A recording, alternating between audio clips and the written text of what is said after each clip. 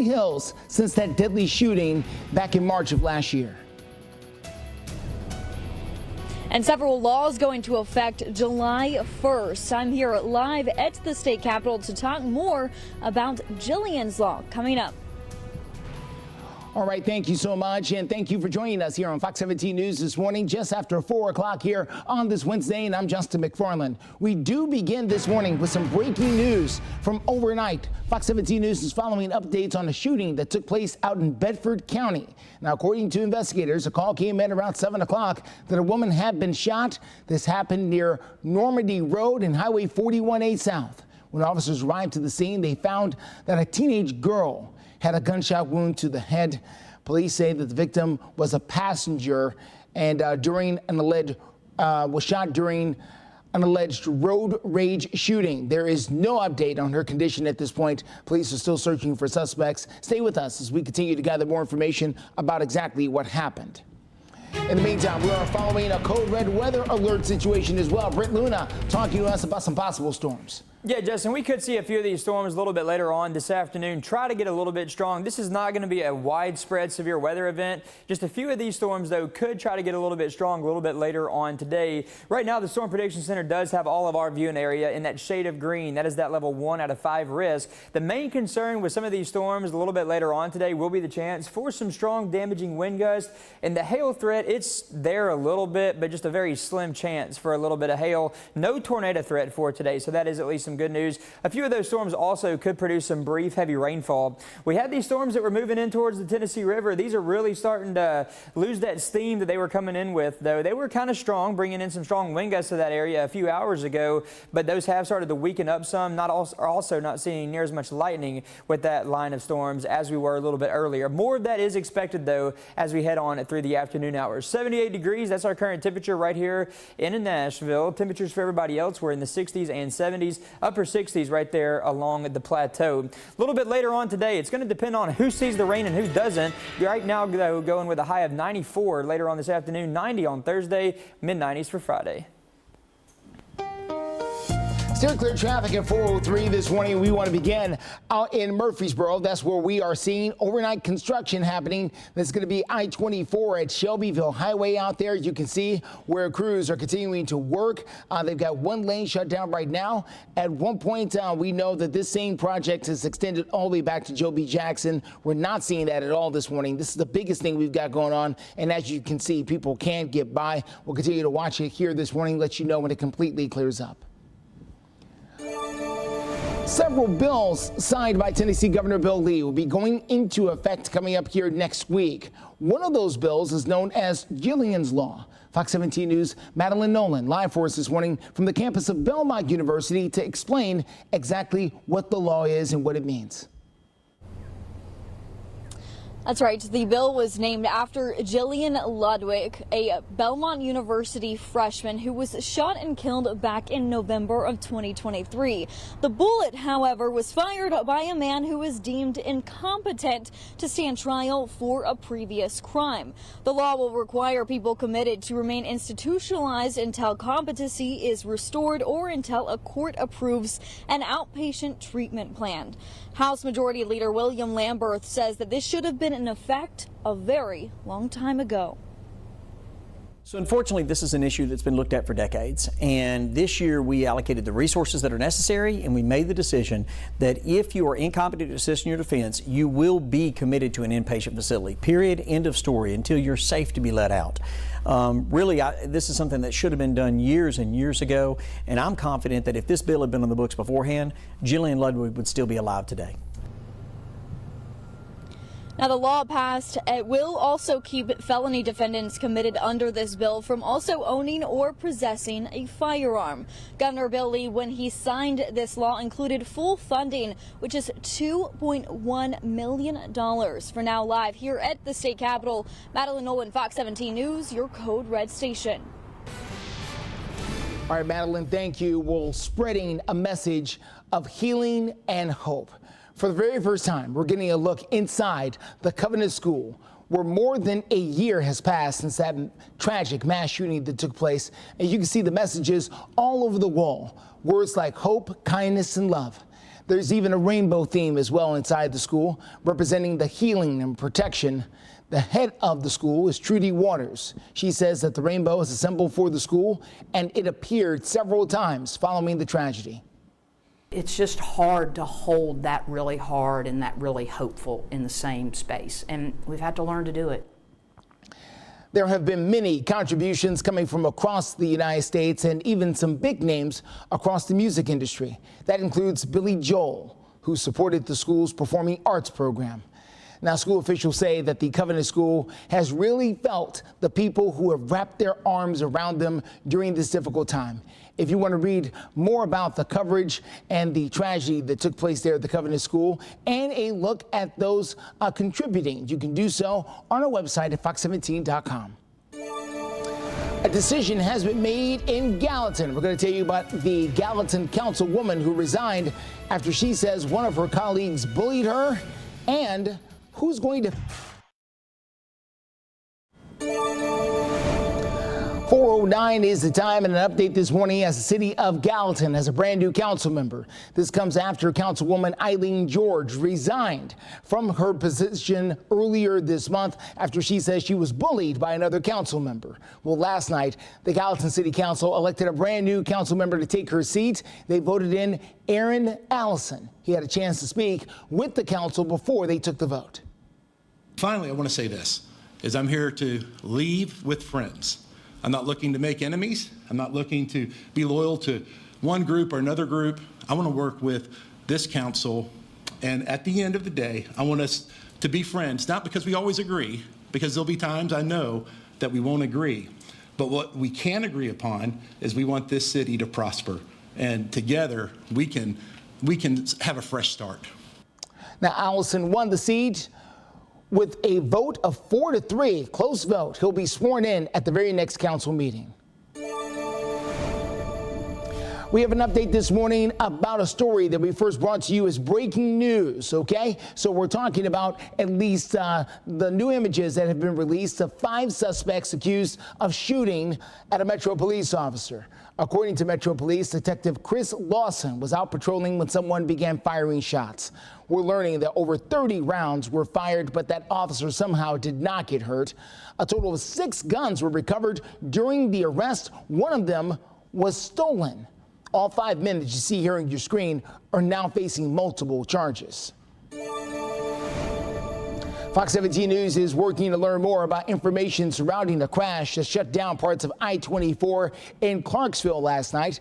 That crash happened on I-24 East around mile marker number 8 there under the overpass. Now, according to the Clarksville Police Department, a car flipped on the interstate and a person had to be pulled from that car. There's no information on that person's condition right now. The Tennessee Highway Patrol continues their investigation. We're also learning more updates about a plane that makes an emergency landing out in Jackson County. It ended up in the middle of a pasture. This happened around 9 o'clock on Tuesday morning.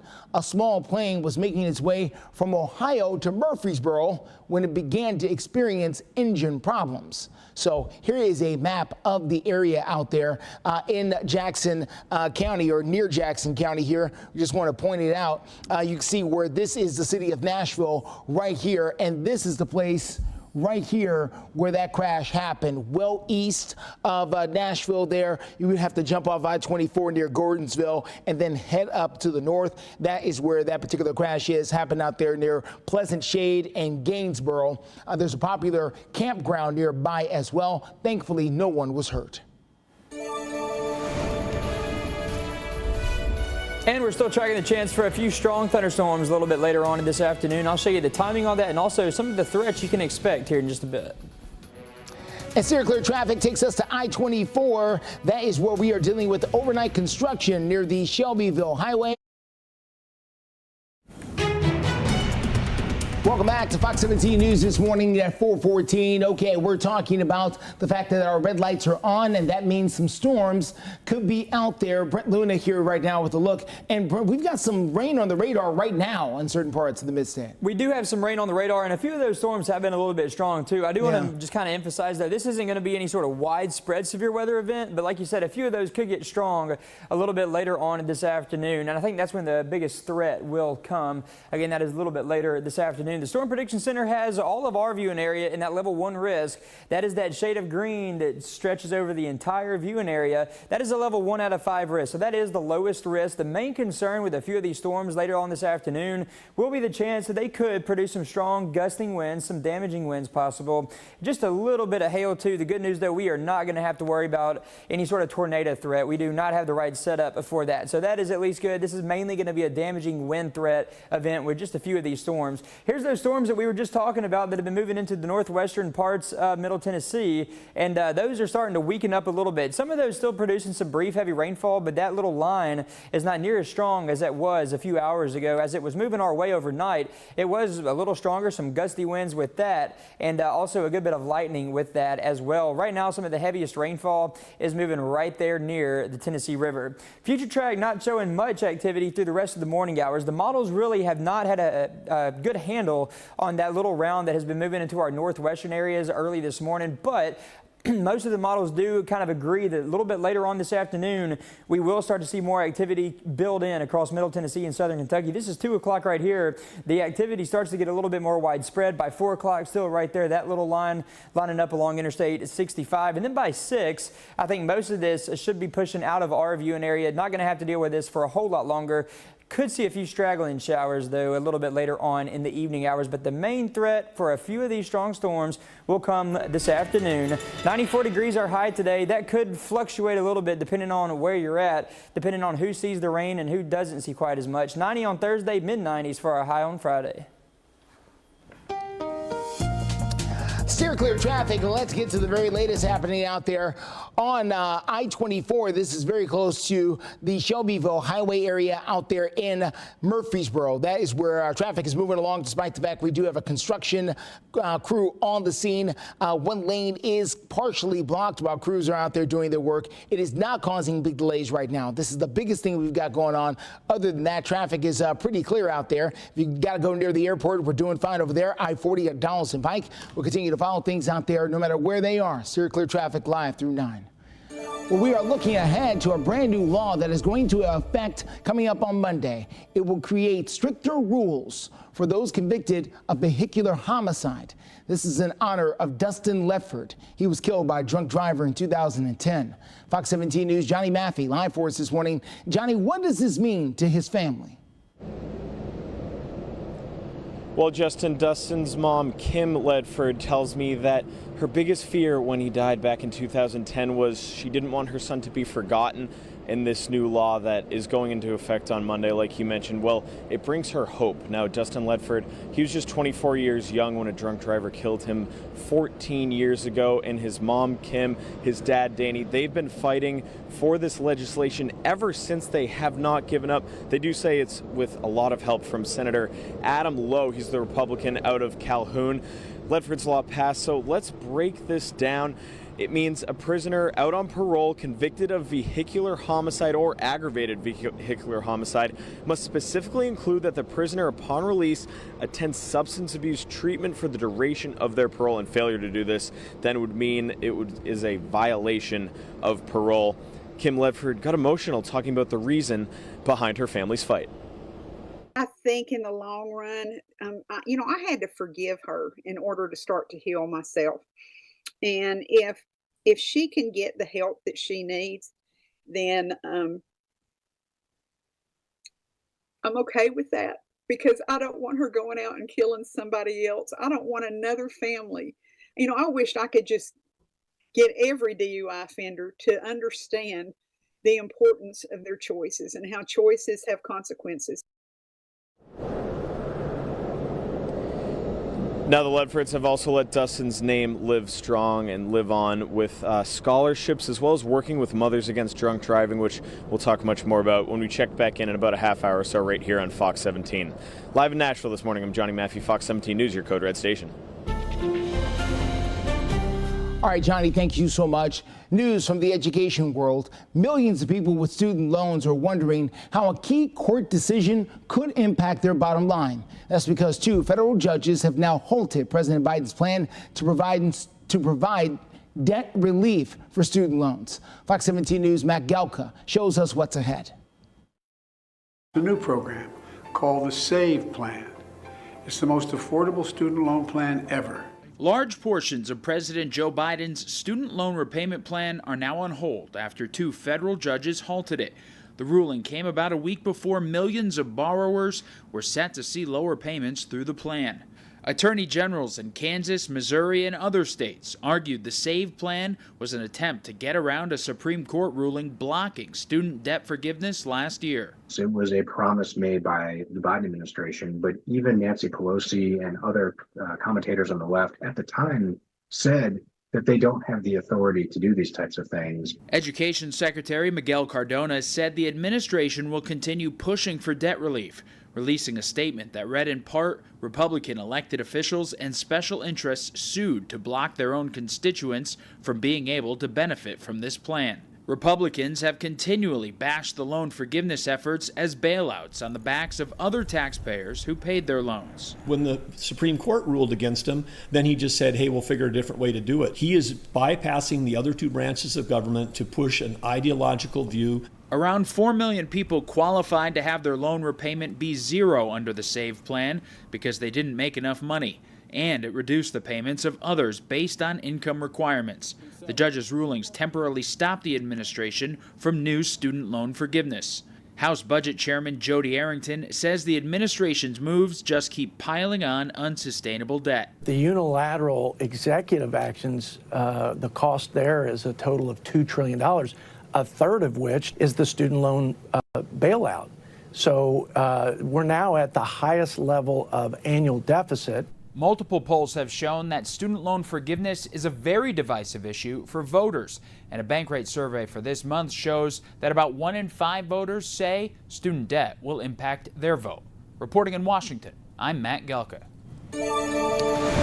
Well, the presidential election is still a few months away, but a major topic of discussion online is whether or not age should be playing a role in politics. We're going to hear from the Senate Minority Leader coming up next. And a quick look at what's trending on our Facebook page and other sites around. Raising Cane's has a brand new location that's opening up on Lower Broadway. It's set to open today, okay?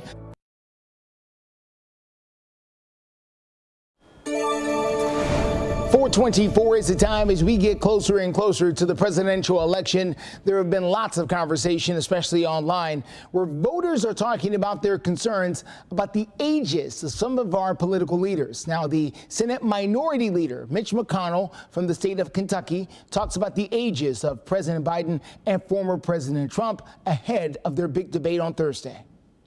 The other problem the president has, something I'm familiar with, is how old he is. And all of a sudden, that's become something of an issue. As you can imagine, it's not my favorite issue.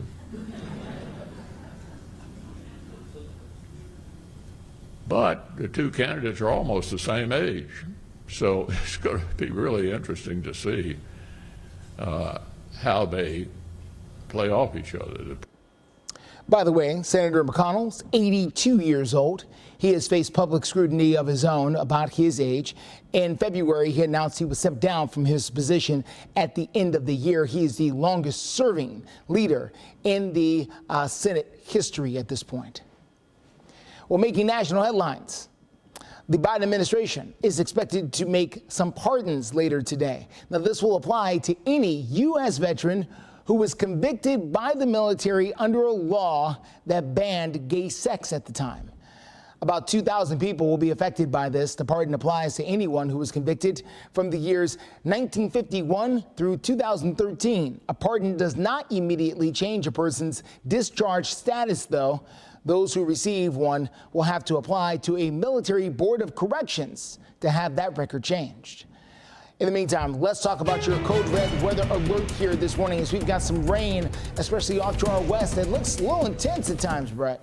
Yeah, Justin, we have been seeing some fairly strong storms. Most of the strongest activity up there in our northwestern areas, that came early this morning, a little after midnight, about midnight, 1, 2 o'clock. Even at 3 o'clock, it was still pretty strong, but it has started to weaken up quite a bit. So that is at least some good news for us. Not seeing near as much lightning. The wind's also not as strong and not seeing as big of an area producing heavy rainfall right now either. We'll zoom in here showing you who's getting some of this heavy rainfall. This heavy rain moving into Henry, also into Paris, crossing over the Tennessee River. Dover seeing some of the heavy rainfall right now too. Also some lightning with that storm right there around the Dover area and with Paris as well, also near Big Sandy. But that's what we're looking at right now. I don't think we're going to really have to worry about much of a strong storm threat anymore with that round. That should continue to weaken up some as we head through the next several hours. But later on this afternoon, this is why the Storm Prediction Center has the entire viewing area under that level 1 risk. We could see a few of those storms later this afternoon try to produce some strong gusty winds. That's going to be the main concern with these storms. Might see just a little bit of hail too,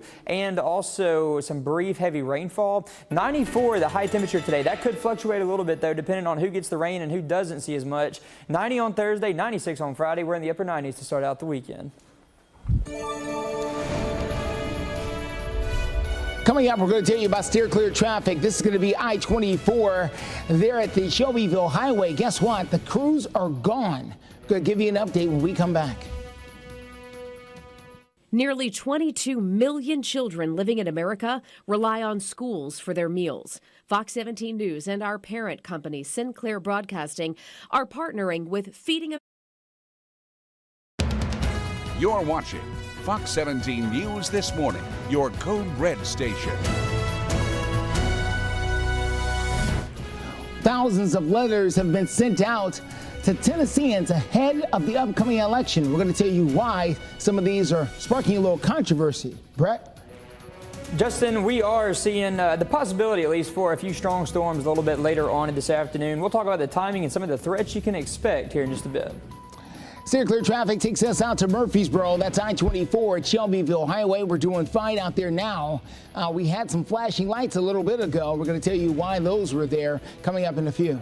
Thank you so much for joining us here on Fox 17 News this morning. 4:30 is the time here on your Wednesday, and I'm Justin McFarland. We do begin this half hour of coverage with your code red weather alert this morning because of storms that are bubbling up even as we speak out there. Brent Luna is here for Greg. Yeah, Justin, we are seeing some of those kind of around the Tennessee River area right now. Not really having to worry about much strong activity there, but it's later on this afternoon when we could see a few strong storms try to get going. This is not going to be a widespread severe weather event day, so just a few of these strong storms possible later on this afternoon that could produce some strong gusty winds that we can see here during the summertime in the southeastern part of the country. Maybe just a little bit of hail too. I'll show you that map here in just a second. But right now the Storm Prediction Center does have all of our viewing area in that shade of green. That is that level 1 risk, a level 1 out of 5 for those strong storms later on this afternoon. The main concern will be the chance for those strong damaging winds, some strong wind gusts possible, maybe a little bit of hail and some brief heavy rainfall. The good news though, with this setup today, we do not really have to worry about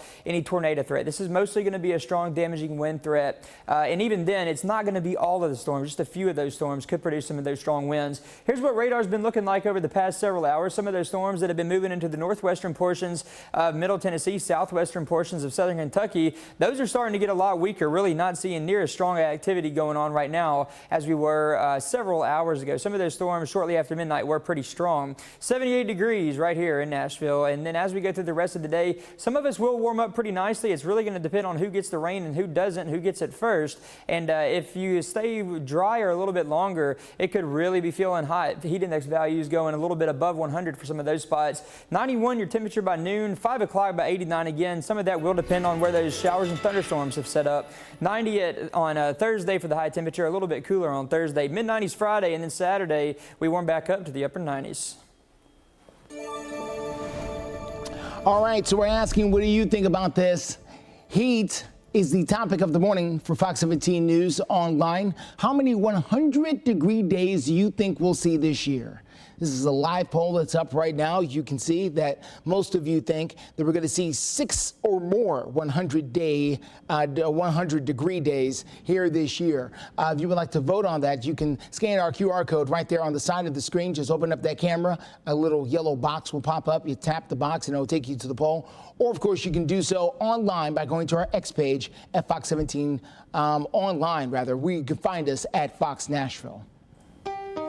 Well, let's talk about steer clear traffic out there this morning. Let's get you to I-24. This is at the Shelbyville exit out there for Shelbyville Highway. Traffic out there is doing much better than it was a few moments ago. Why? Well, the construction that was out there at one point has now cleared up. All those crews have left the scene, so we're looking to be doing much better out there in the Murfreesboro area, so that's great. Other than that, we are good to go on other parts of the Mid-State here. We've been checking in with our network of information that is out there as far as, police departments and different traffic websites. We're doing fine this morning so far. We'll let you know when something pops up. Well, Julian's Law will go into effect along with several other bills that was passed by the Tennessee Senate and House coming up here on July the 1st. Now, this particular legislation would require mentally incompetent felony offenders to be committed to a mental health institution. Fox 17 News' Madeline Nolan live this morning from the Capitol talking to the author of that bill. That's right, Justin. After speaking with Representative William Lamberth, he believes that if this law was already in effect, Julian Ludwig would still be alive today. Now, the bill, named after Ludwig, was a Belmont University student who was shot and killed by a stray bullet on an afternoon walk in a Nashville park near campus. Now, the man charged with firing that bullet that killed Ludwig was arrested on multiple different occasions before, but was previously found incompetent to stand trial. I feel very good about this bill. I mean, this is, again, something that's been needed for quite some years.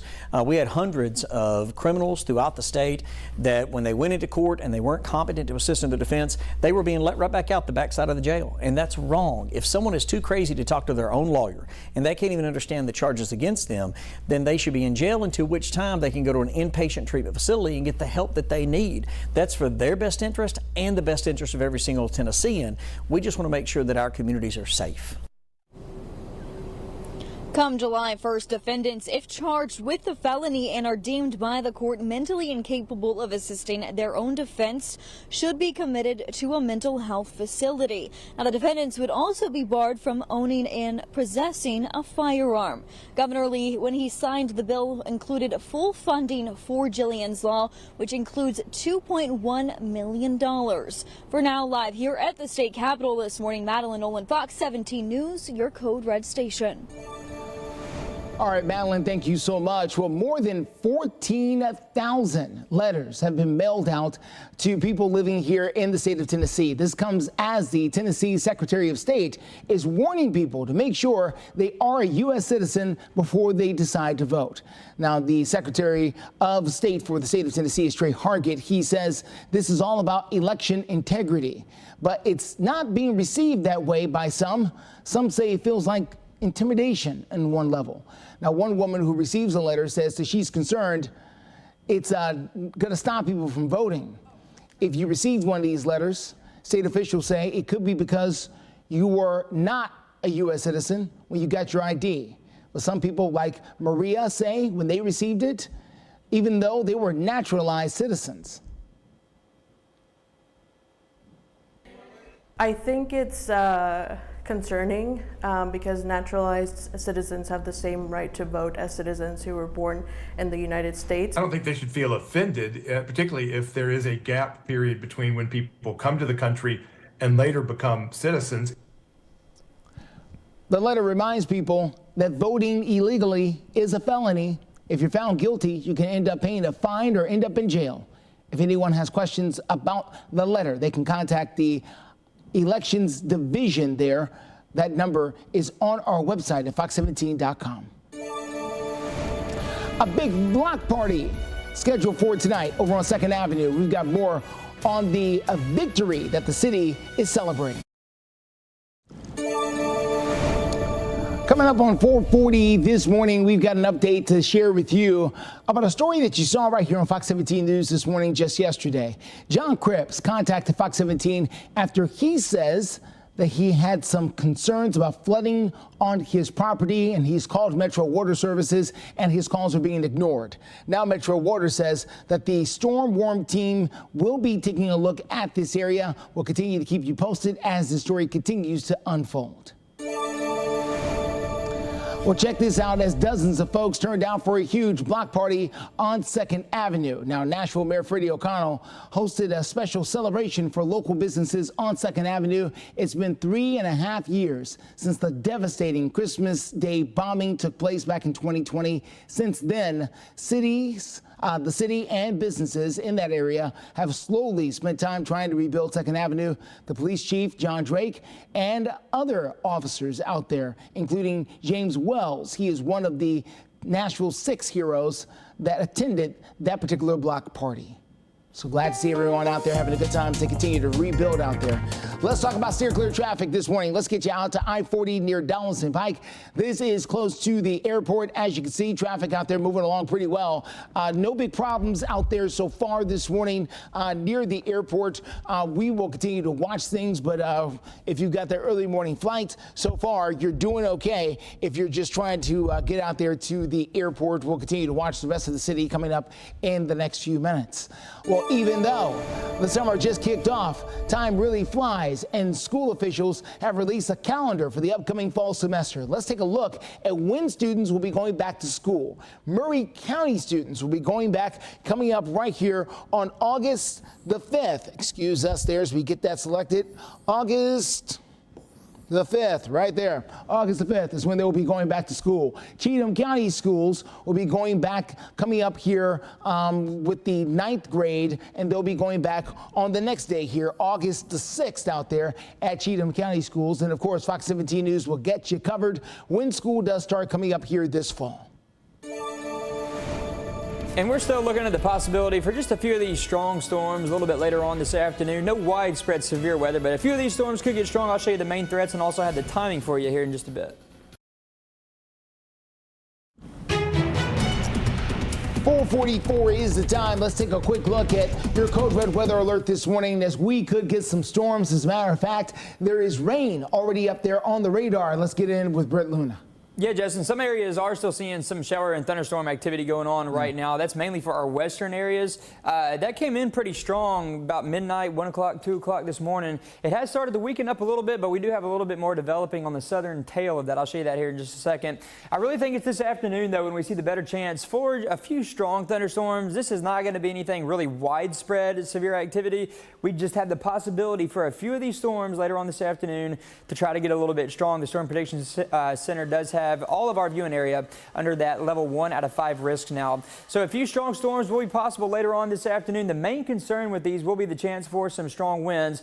A little bit of hail also going to be possible. The good news, though, we are not going to have to deal with any tornado threat later on this afternoon. Here's that line. This is a radar loop from over the past 6 hours or so. There it is moving towards the Tennessee River. A lot of that gets a lot weaker, but then on the southern tail of that, we have started to see a little bit more of that develop. That's about to move into parts of Henry County, Benton County as well. The rest of us, though, nearly all of us are dry right now. It's just that far northwestern corner of our viewing area that's actually seeing some of that rainfall right now. Here's some of the heavier rain moving in towards Camden, Big Sandy right here in Benton County. Still that storm around Dover, a little bit of lightning up there in Henry County around the Paris area, along with some heavy rain too. So as we go through the rest of the afternoon, you'll see right here, Future Track has not been doing a good job of picking up on this round of storms that is currently moving through. I still think, though, a little bit later on in the afternoon, and this isn't the only model that's had a hard time with that early round developing, but later on in the afternoon hours, most models do agree that we will start to see a better chance for some fairly more widespread shower and thunderstorm activity, and that's again when we could see a few of those try to get a little bit on the strong side, with strong wind gusts being the main concern with those storms this afternoon.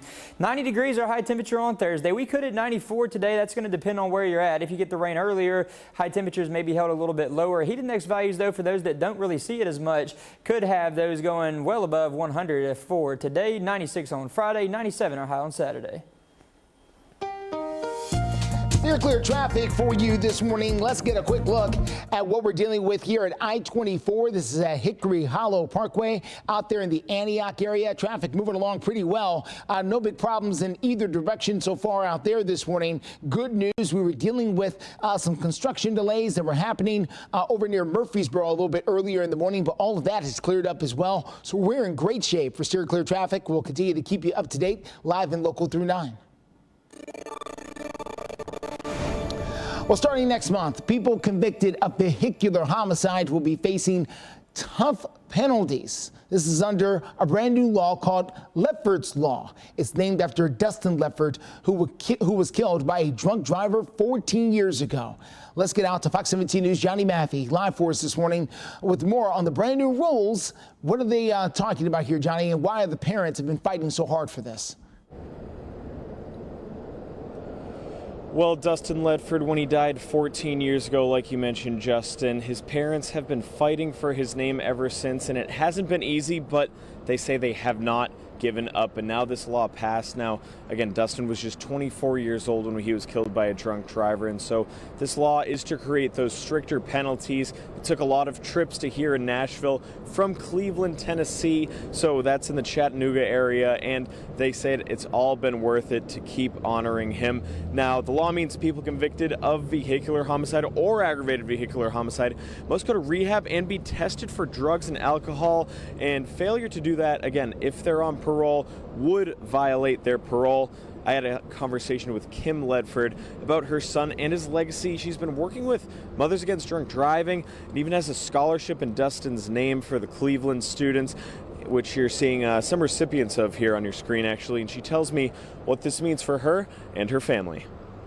It is an honor to me to have this law made, named for Dustin, because it's on the books forever. My child has had a law named for him.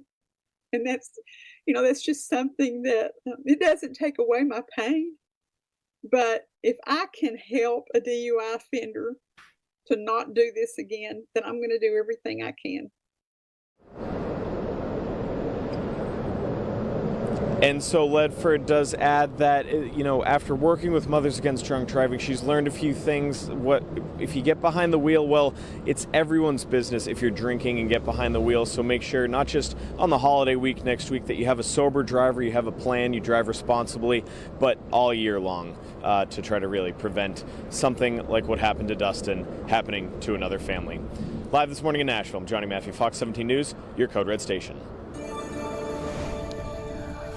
4:49 is the time. The Nashville Predators are making some moves. They've acquired a 19-year-old defenseman named Andrew Gibson. He's coming over from the Detroit Red Wings.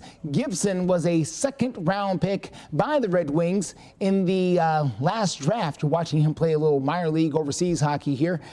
He had 12 goals and 32 assists in 68 games in the Ontario Hockey League this year. In return, the Preds will send their forward, Jesse Knudsen, and as well as the second-round pick. The Preds also released their preseason schedule. They did that on Tuesday. 6 games, which include matchups against the Carolina Hurricanes as well as the Tampa Bay Lightning. And the recently crowned Stanley Cup champion, the Florida Panthers, will be in town. The first 2 games will be against the champs, and then there will be a doubleheader that's coming up here on Sunday, September 22nd. All right, really big, exciting news from the Predators. Their former general manager, David Poile, and their former defenseman, Shea Weber, have been elected to the Hockey Hall of Fame. Poile will be joining the Hall as a builder, Weber as a player. Special moment for the organization since Poile and Weber are the very first members of the Nashville Predators in their history to be elected to the Hockey Hall of Fame. Big deal. Congratulations to both of those gentlemen, and congratulations to the Preds for joining the Hockey Hall of Fame. Located in Toronto, by the way. Amazon officially announced dates for their annual Prime Day event. We're going to tell you when you can look forward to opening up that wallet. And Fox 17 News continues to follow your Code Red weather alert this morning. We have got storms in the area off to the west of Nashville. Good morning, Clark. 4:53 and a live look this morning from Bridgestone Arena in downtown Nashville. Things are calm down there right now. The streets are a little wet, not because of rain, but because they've got this machine that washes the streets. Pretty soon, if they held on, they may not needed it because we do have some rain pushing through the area. Let's get to Brent Luna. He's standing by with a look at the forecast that does include some rainfall, at least for some people. Yeah, Justin, some areas seeing that right now, and more of that is expected as we go through the afternoon hours. And I think later on this afternoon is when we'll see the best chance for some of these storms to try to get a little bit strong.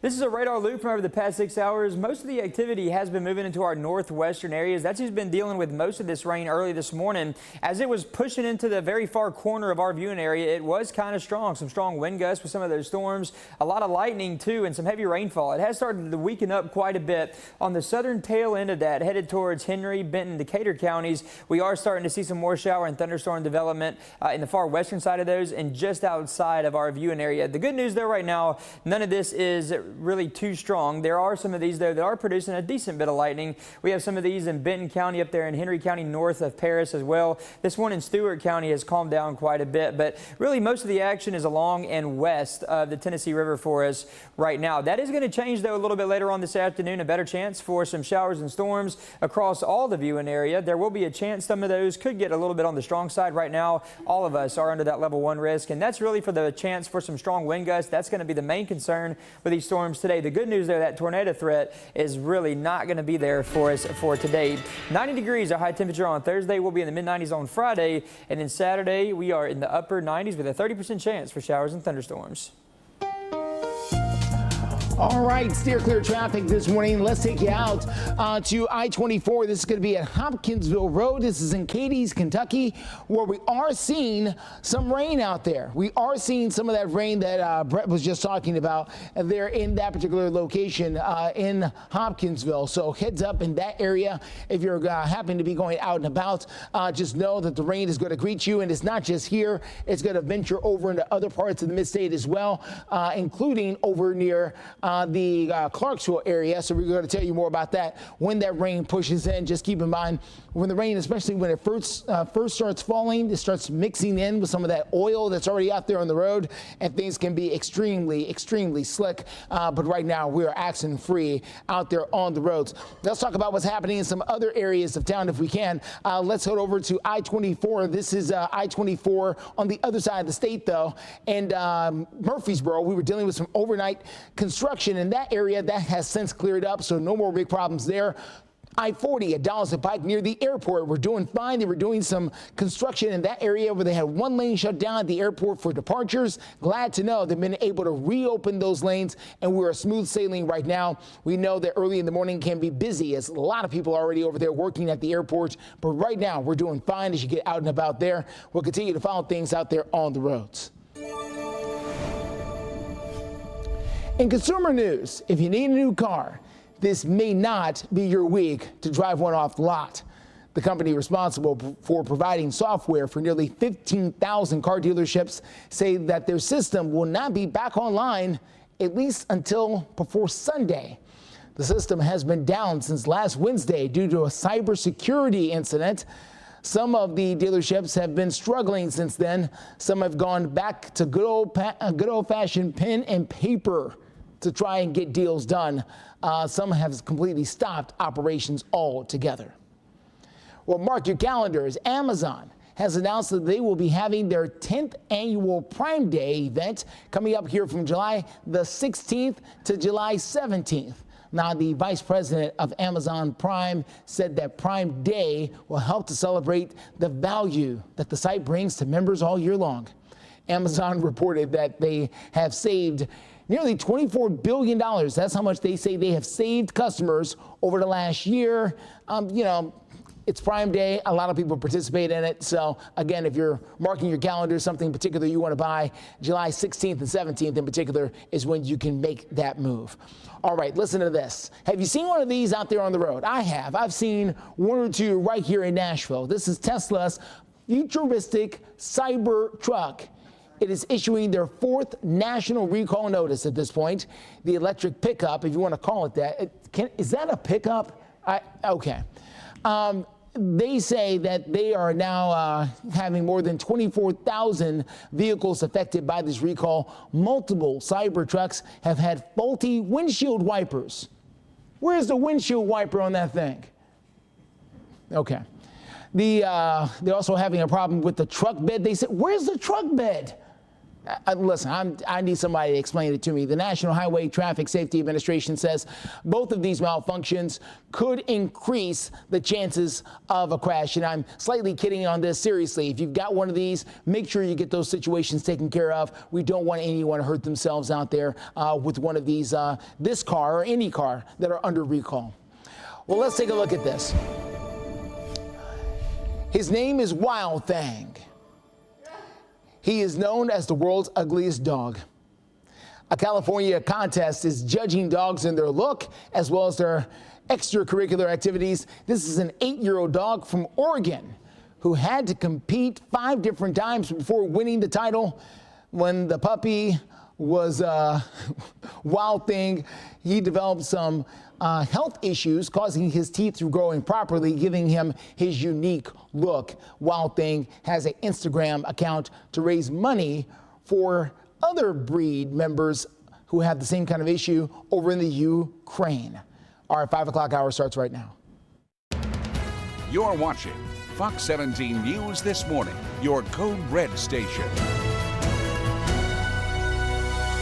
Most areas are off to a dry start early this morning. A few of us, though, seeing some showers and thunderstorms later on this afternoon. We bring you the chance for a few strong storms. I'll let you know when that is and also some of the threats you can expect in just a bit. Just felt like God was really a part of everything, even in the darkest times. Revitalized classrooms at the Covenant School in Green Hills. Educators now giving Fox 17 News an inside look.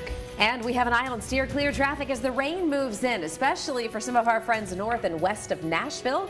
This is a live look in Hopkinsville. Good morning to you, Hoptown. We have more live looks as those storms move in here on your Wednesday. Hey, thanks so much for joining us here on a Wednesday morning. For Fox 17 News, I'm Erica Glover. I'm Jennifer Waddell. Glad to be your live local news source through 9 a.m. We do want to start right now with some breaking news updates from overnight. Fox 17 News now following some new details on a shooting that happened over in Bedford County. It's about an hour outside of Nashville. All right, so according to investigators right now, the call came in last night. A woman who had been shot. This happened near Normandy Road and Highway 41A South. When officers got there, they found a teenage girl with a gunshot wound to the head. Police say the victim had been a passenger during an alleged case of road rage.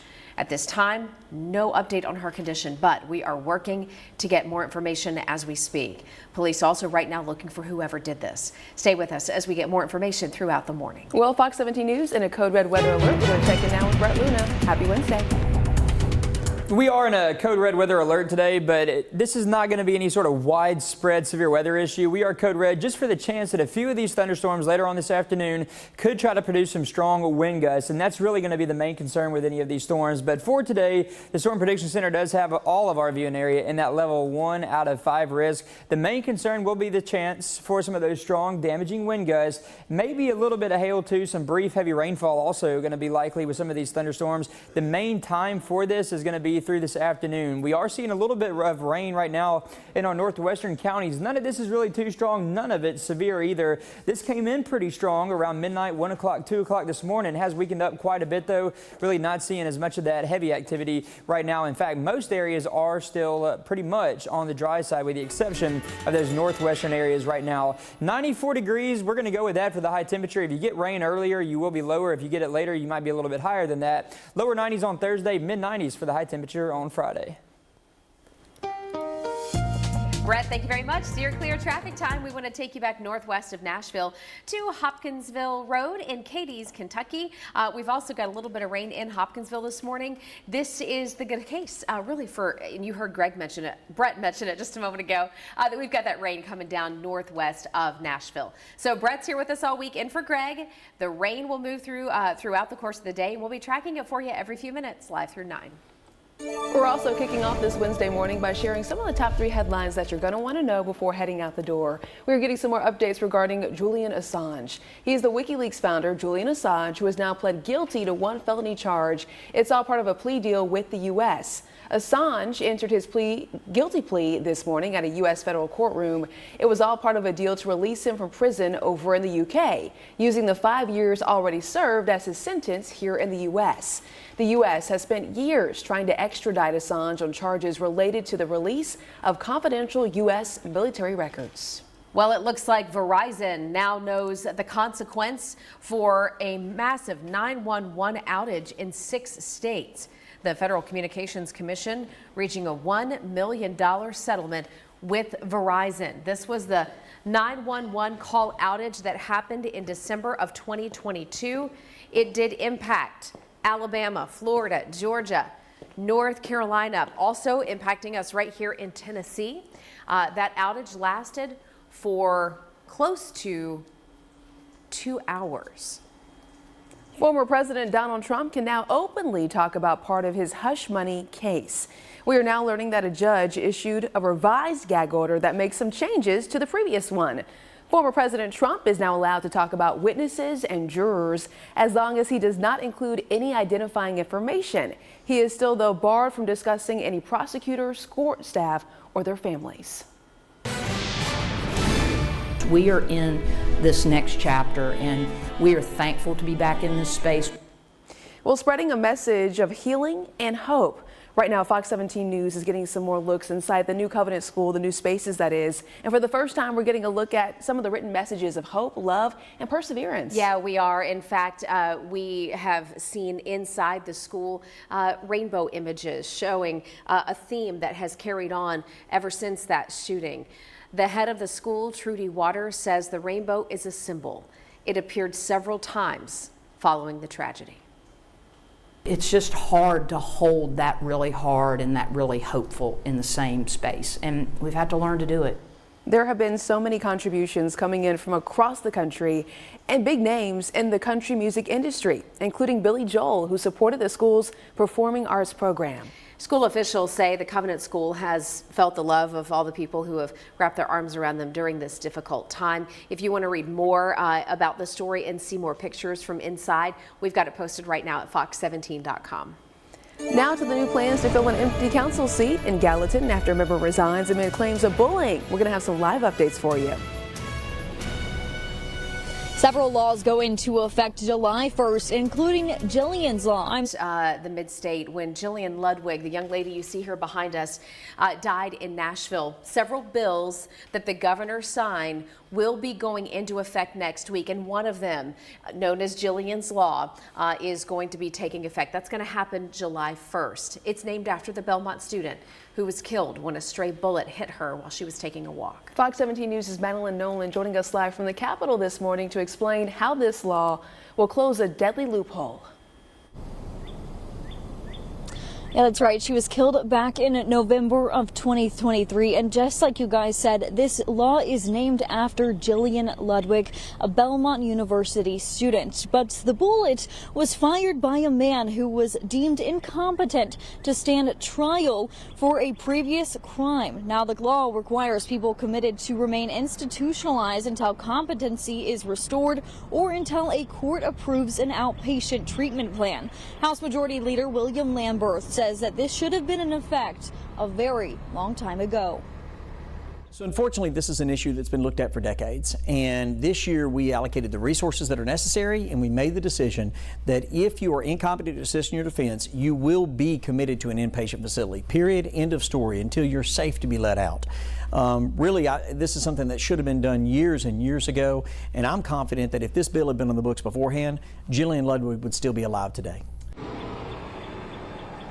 The law, as passed, will also keep felony defendants committed under this bill from owning or possessing a firearm. Now, Governor Lee, when he signed this bill, included full funding for Jillian's Law, which includes $2.1 million. For now, live here at the state capitol this morning, Madeline Nolan, Fox 17 News, your Code Red station.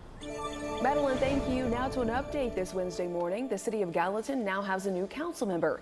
This does come after Councilwoman Eileen George resigned earlier this month after she claimed a fellow council member bullied her.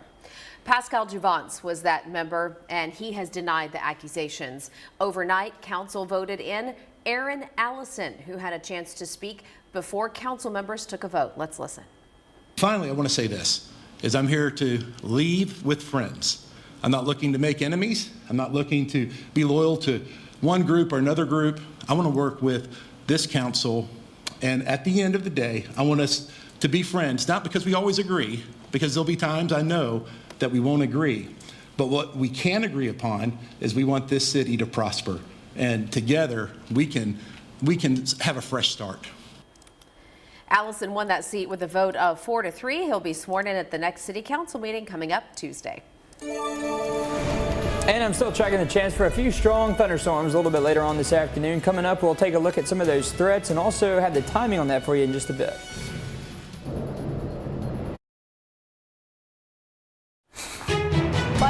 Is the time this Wednesday morning. We do understand we are in a code red weather alert. I noticed a lot of wind already in my neighborhood. Looked like heat lightning this morning, the cloud to cloud stuff. Yeah, we had some lightning going on. I saw that kind of to the northwestern side when I was driving into work. It looked pretty cool. Yeah, a little bit of wind too. I think the greatest threat for some strong activity is a little bit later on this afternoon.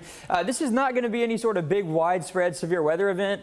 This is the lowest risk that we have. This is a level 1 out of 5, and this is mainly issued for the chance for some strong and damaging winds as we go through the afternoon hours. Right now, we're not seeing a whole lot on radar. I'll show you radar in just a second, but a level 1 risk is in place for the entire viewing area, a level 1 out of 5 for this afternoon. Again, the main concern will be the chance for some strong damaging winds, a little bit of hail possible with a few of these storms. Good news though, that tornado threat not going to be there today. I don't think we're going to have to worry about any tornado threat for today. Some of these storms though could produce some brief heavy rainfall, and we've been seeing that already with these storms moving through this morning. Around midnight, 1 o'clock, 2 o'clock this morning, some of those have been moving into the Tennessee River area. They were fairly strong coming in. They have weakened up a little bit. We do have more though that's kind of back just a little bit west of the Tennessee River, moving into the Henry, Benton, Decatur area right now. Most areas though are pretty dry. Again, some of the heaviest rainfall lined up right there along the Tennessee River. But later on this afternoon, I think is when we're looking at the best chance for a few of those stronger storms to try to develop. So that's the noon picture. This is the 2 picture. It really starts to become a little more widespread around 1, 2 o'clock. Still looking at the chance for some of those kind of strong storms. By 4 o'clock, 6 o'clock, I think a lot of that should be moving out. Some models do keep it around a little bit later into the evening hours though. So there is that chance still for a few of those showers and thunderstorms sticking around with us as we go into the evening hours as well. For Thursday, I think we're looking at mostly dry conditions. A few showers might be possible. Not going to put a rain chance there though, but some areas might see about a 20% chance. 90 degrees on Thursday, 96 our high on Friday. Let's get to steer clear traffic this morning. Let's talk about what's going on outside. Let's get you to Riverside Drive. This is up in the Clarksville area. We're seeing more bugs than rainfall right now in front of the cameras out here, even though we are seeing some of that light rain that Brent's been talking about move into this area over the last few moments. So heads up in Clarksville, you could be looking at wet weather here as you get your morning started. Let's take a look at where the rain has already hit. That's I-24 here at Hopkinsville Road. That is in Cadiz, Kentucky. That's I-24 right back there where crews are moving along just fine. But the roads you can see here down below are wet. So heads up in that area. Flying along is cool. Just make sure that you're got plenty of stopping distance.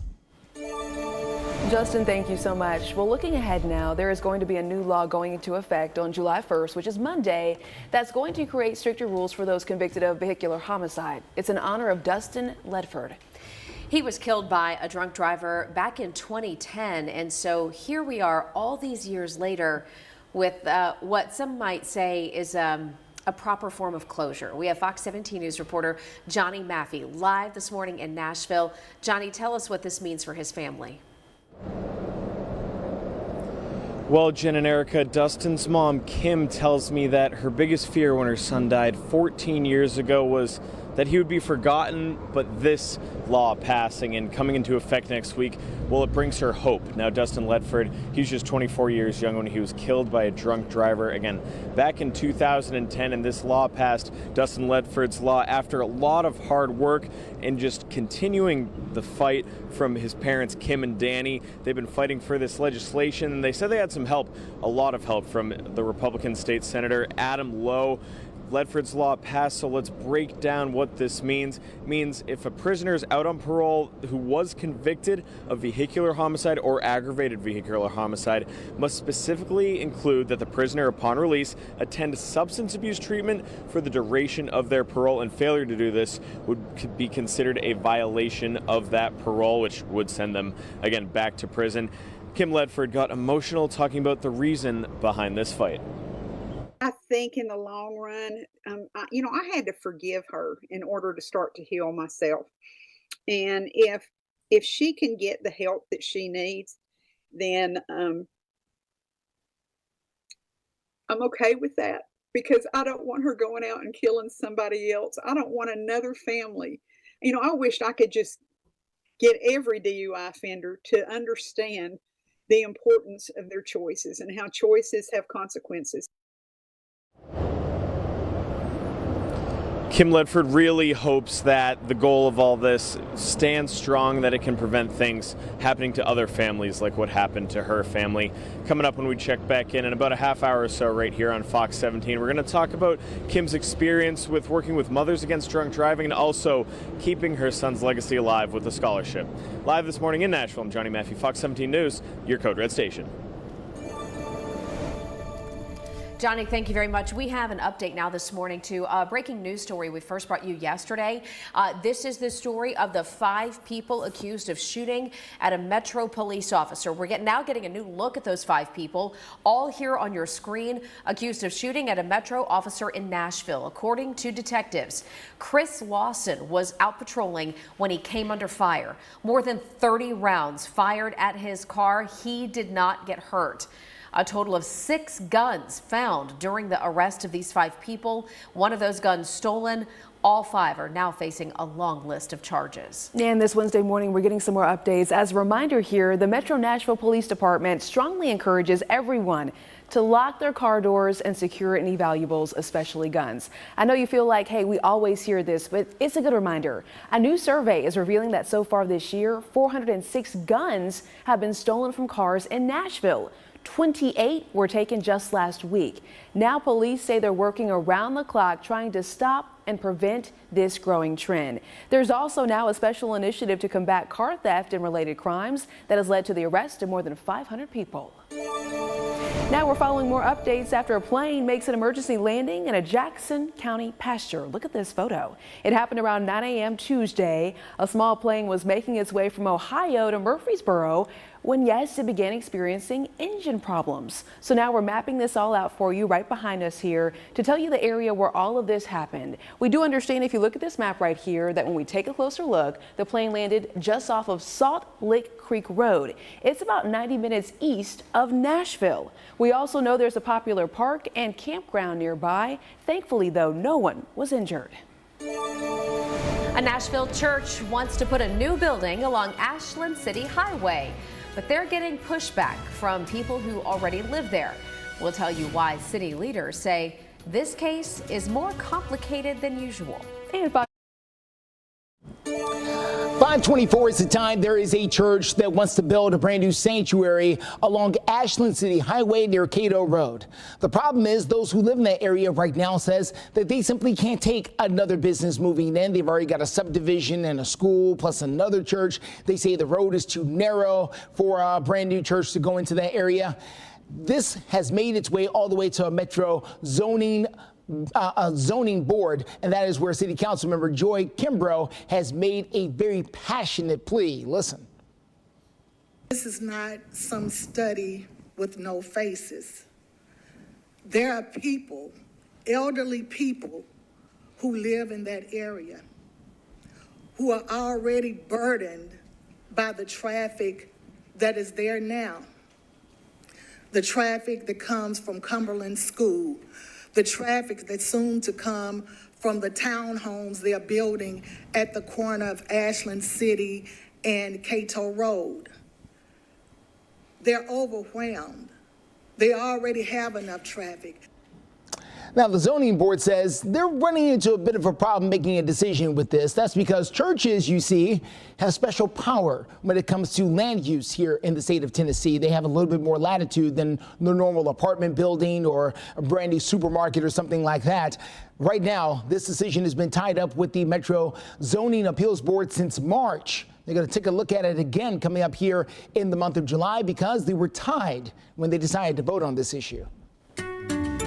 And we could see a few storms try to get a little bit on the strong side later on this afternoon. Seeing some thunderstorms out there right now. None of that right now, though, is too strong. A level 1 risk for everybody. This is a level 1 out of 5 risk. This map was issued by the Storm Prediction Center. So everybody highlighted in that shade of green. This is not going to be a widespread severe weather event for today. But a few of these storms this afternoon have the potential to produce some strong damaging winds. That's going to be the main concern. A little bit of hail possible with some of those. The good news, though, not expecting any tornado threat for us right here in Middle Tennessee or southern Kentucky as we head throughout the day. This is a radar loop from over the past 6 hours. Those storms have been moving in since a little before midnight towards the Tennessee River.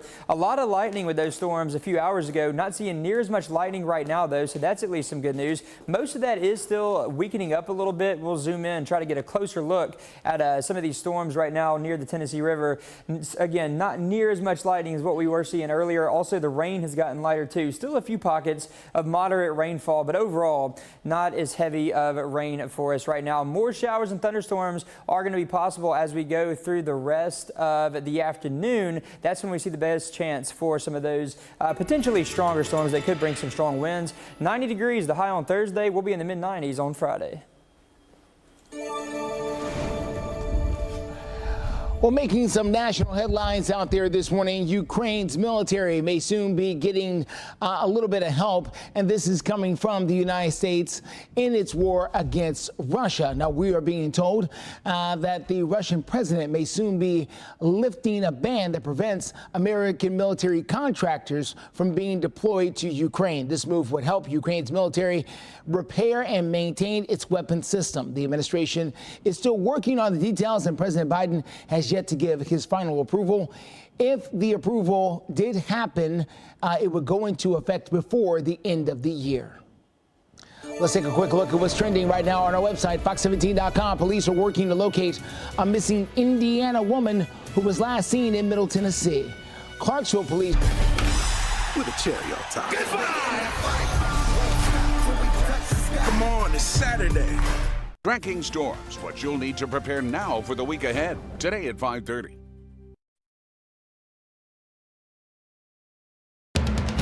You're watching Fox 17 News This Morning, your Code Red station. A few of these thunderstorms that move through a little later on this afternoon could be kind of strong. Still seeing some cloud cover out there right now. A nice sunrise shot, too. Not seeing any rain on that camera. A little bit later on today, though, we are looking at a better chance for some showers and thunderstorms. More on that and what you can expect here in just a bit. Pretty sunrise, though, Brett. Thank you very much. And now on Fox 17 News this morning, Jillian's Law. It is a new law set to take effect after the death of college student Julian Ludwig. We'll tell you how it's supposed to help keep certain people off the streets. And letters sent out warning people not to vote illegally. Why some, though, are concerned that it will keep legal voters from voting in the first place. Thanks so much for waking up with us here on a Wednesday morning. A beautiful sunrise to start. We love that. I'm Erica Glover. I'm Jennifer Waddell. Let's get started right now with your headlines this 5:30 half hour. And we do begin with the Code Red weather alert. You'll notice the lights here in studio are red. Brett is keeping his eye on some storms that could fire off today. Yeah, Jen, this is really going to be for mainly this afternoon. Still seeing a few storms out there on a radar right now. None of that is too strong, though. Later on this afternoon, a few of these storms could get strong. That's why our entire viewing area is in that level 1 out of 5 risk for some of those storms a little bit later on today. The main concern with these storms will be the chance for some strong damaging winds. That's going to be the main concern. Might see a little bit of hail with some of those, too. Brief heavy rainfall also likely with some of those storms, too. The good news, though, that tornado threat for today, I don't think we're going to have to worry about any sort of tornado threat for today. today. The main concern will be some strong damaging winds. Here's what radar's been looking like over the past several hours now. Those storms moved in shortly after midnight towards the Tennessee River.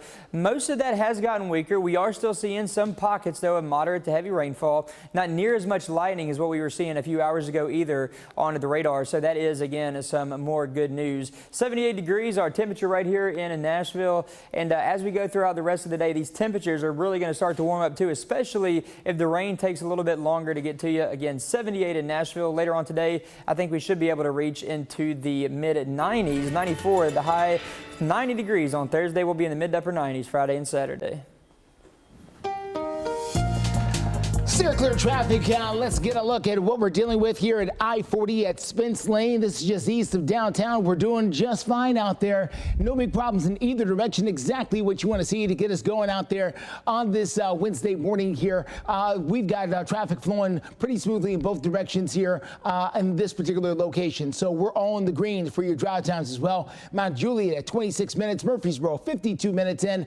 Franklin 27 minutes in from Williamson County. Justin, thank you. 5:32 right now. Jillian's Law will go into effect along with several others coming up July 1st. That's Monday. This legislation, though, would require mentally incompetent felony offenders to be committed to a mental health institution. Fox 17 News' Madeline Nolan is joining us live from the Capitol this Wednesday morning after speaking with a representative who proposed this bill. Good morning, Madeline. Good morning, and that's right. After speaking with Representative William Lambert, he believes that if this law was already in effect, Julian Ludwig would still be alive today. Now, the bill is named after Julian Ludwig, who was a Belmont University student. Now, Ludwig was shot and killed by a stray bullet on an afternoon walk in Nashville. Near campus. Now, the man was charged with firing the bullet that killed Ludwig, was arrested on multiple different occasions, but was previously found incompetent to stand trial. I feel very good about this bill. I mean, this is, again, something that's been needed for quite some years. We had hundreds of criminals throughout the state that when they went into court and they weren't competent to assist in the defense, they were being let right back out the backside of the jail. And that's wrong. If someone is too crazy to talk to their own lawyer and they can't even understand the charges against them, then they should be in jail, until which time they can go to an inpatient treatment facility and get the help that they need. That's for their best interest and the best interest of every single Tennessean. We just want to make sure that our communities are safe. Come July 1st, defendants, if charged with felony and are deemed by the court mentally incapable of assisting their own defense, should be committed to a mental health facility. The defendants would also be barred from owning a firearm. Now, Governor Lee, when signing this bill, also included full funding for Jillian's Law, which includes $2.1 million. For now, live here at the state capitol, Madeline Nolan, Fox 17 News, your Code Red station. Madeline, thank you. Let's talk about politics. Tennessee's Secretary of State sent thousands of letters across the state reminding everyone that you have to be a U.S. citizen in order to vote. Secretary Trey Hargett says this is about election integrity, but some people claim those letters might be intimidating. We have one woman who says she got the letter and says she is concerned that it's going to stop people from voting. She's talking about immigrants who have become U.S. citizens like herself. If you receive the letter, state officials say it's probably because at some point you were not a U.S. citizen. But like her, some people say they did get the letter even though they are already naturalized citizens. Let's listen. I think it's concerning because naturalized citizens have the same right to vote as citizens who were born in the United States. I don't think they should feel offended, particularly if there is a gap period between when people come to the country and later become citizens. All right, so getting two different perspectives there. The letter reminds people that voting illegally is a felony, and you could pay a fine or end up in jail. We do have some more information on our website. It's fox17.com. At 5:36 right now, check this out. A man arrested after leading police on a chase through parts of Tennessee. Did you get a look at that mugshot? New this morning from East Tennessee, a Carter County man is now behind bars after police say he led them on a chase in a stolen car. Police say that Robert Jacob Ray stole the vehicle from a car lot. and that led officers on a chase before ultimately crashing that stolen car. That's when officers say Ray got into a second car and then led them on another chase before crashing that car as well. Ray is now facing multiple felony charges. They say the woman in the car was also taken into custody. That booking photo is something else, man. 5:39 right now, 24 miles and 14 hours later, a woman, an ultra marathon swimmer, makes history. Take a look here. She took to the bay, the Chesapeake Bay, Katie Pumphrey did, and now she's the first person to swim from the Chesapeake Bay Bridge to Baltimore's Inner Harbor. That's technically from Virginia to Maryland. 2 pontoon boats and a kayak helped her along the way. They brought her food and water. Her goal here, she said, was really just to celebrate the swimmable waters of the harbor that were once severely polluted. Man, I've spent a lot of time right there in the Inner Harbor of Baltimore. Once severely polluted? Okay. Well, hopefully they cleaned everything up over there near the Key Bridge, you know what I'm saying? I don't think I'd be swimming in that. But okay, let's check in now with our Code Red meteorologist. Good morning, Brett. Good morning, Erica. We are code red this morning, and that is because we do have that level 1 risk for some strong thunderstorms a little bit later on this afternoon. The good news, though, we're not really going to have to worry about any tornado threat. This is going to be for strong winds. I'll show you that here in just a second. But there's that level 1 risk out of 5 for all of Middle Tennessee and Southern Kentucky. And this is going to be for the storms that are moving through a little bit later on this afternoon, not for that round that we're seeing moving through our northwestern spots right now. So strong winds will be the main concern. Maybe a little bit of hail with some of those storms, too. Also some brief heavy rainfall will be likely with some of those storms. That tornado threat, though, I don't think we're looking at any of that for today. So that is at least some good news for us. Radar loop from over the past several hours still showing some of those showers weakening as they've been heading in towards the Tennessee River. Not seeing a whole lot on radar besides up there. Most other areas are still pretty dry right now, and that's how we're going to stay throughout at least the rest of the morning for a lot of us right here in Middle Tennessee. More details on your 7-day forecast coming up here in just a bit.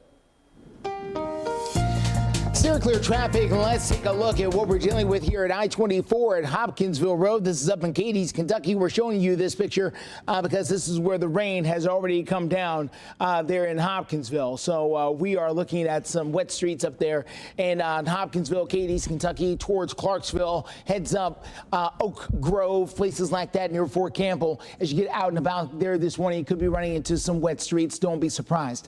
Back here in Nashville, things are very dry. 65 at Trinity Lane, just north of downtown. No problems there. We are dealing with a disabled vehicle over on the east side. If it's still there, we'll take you there coming up in a few minutes. Coming up after the break here on Fox 17, we're continuing our coverage on new laws taking effect here in Tennessee, including the Ledford's Law and the significance of that to Dustin Ledford's family. Yeah. Welcome back. 5:45 is the time. Right now, Fox 17 News showing you a live look from our Dickson camera. Good morning to y'all in Dickson. We are in a code red weather alert. The main threat is going to be this afternoon with strong damaging winds and a little bit of hail.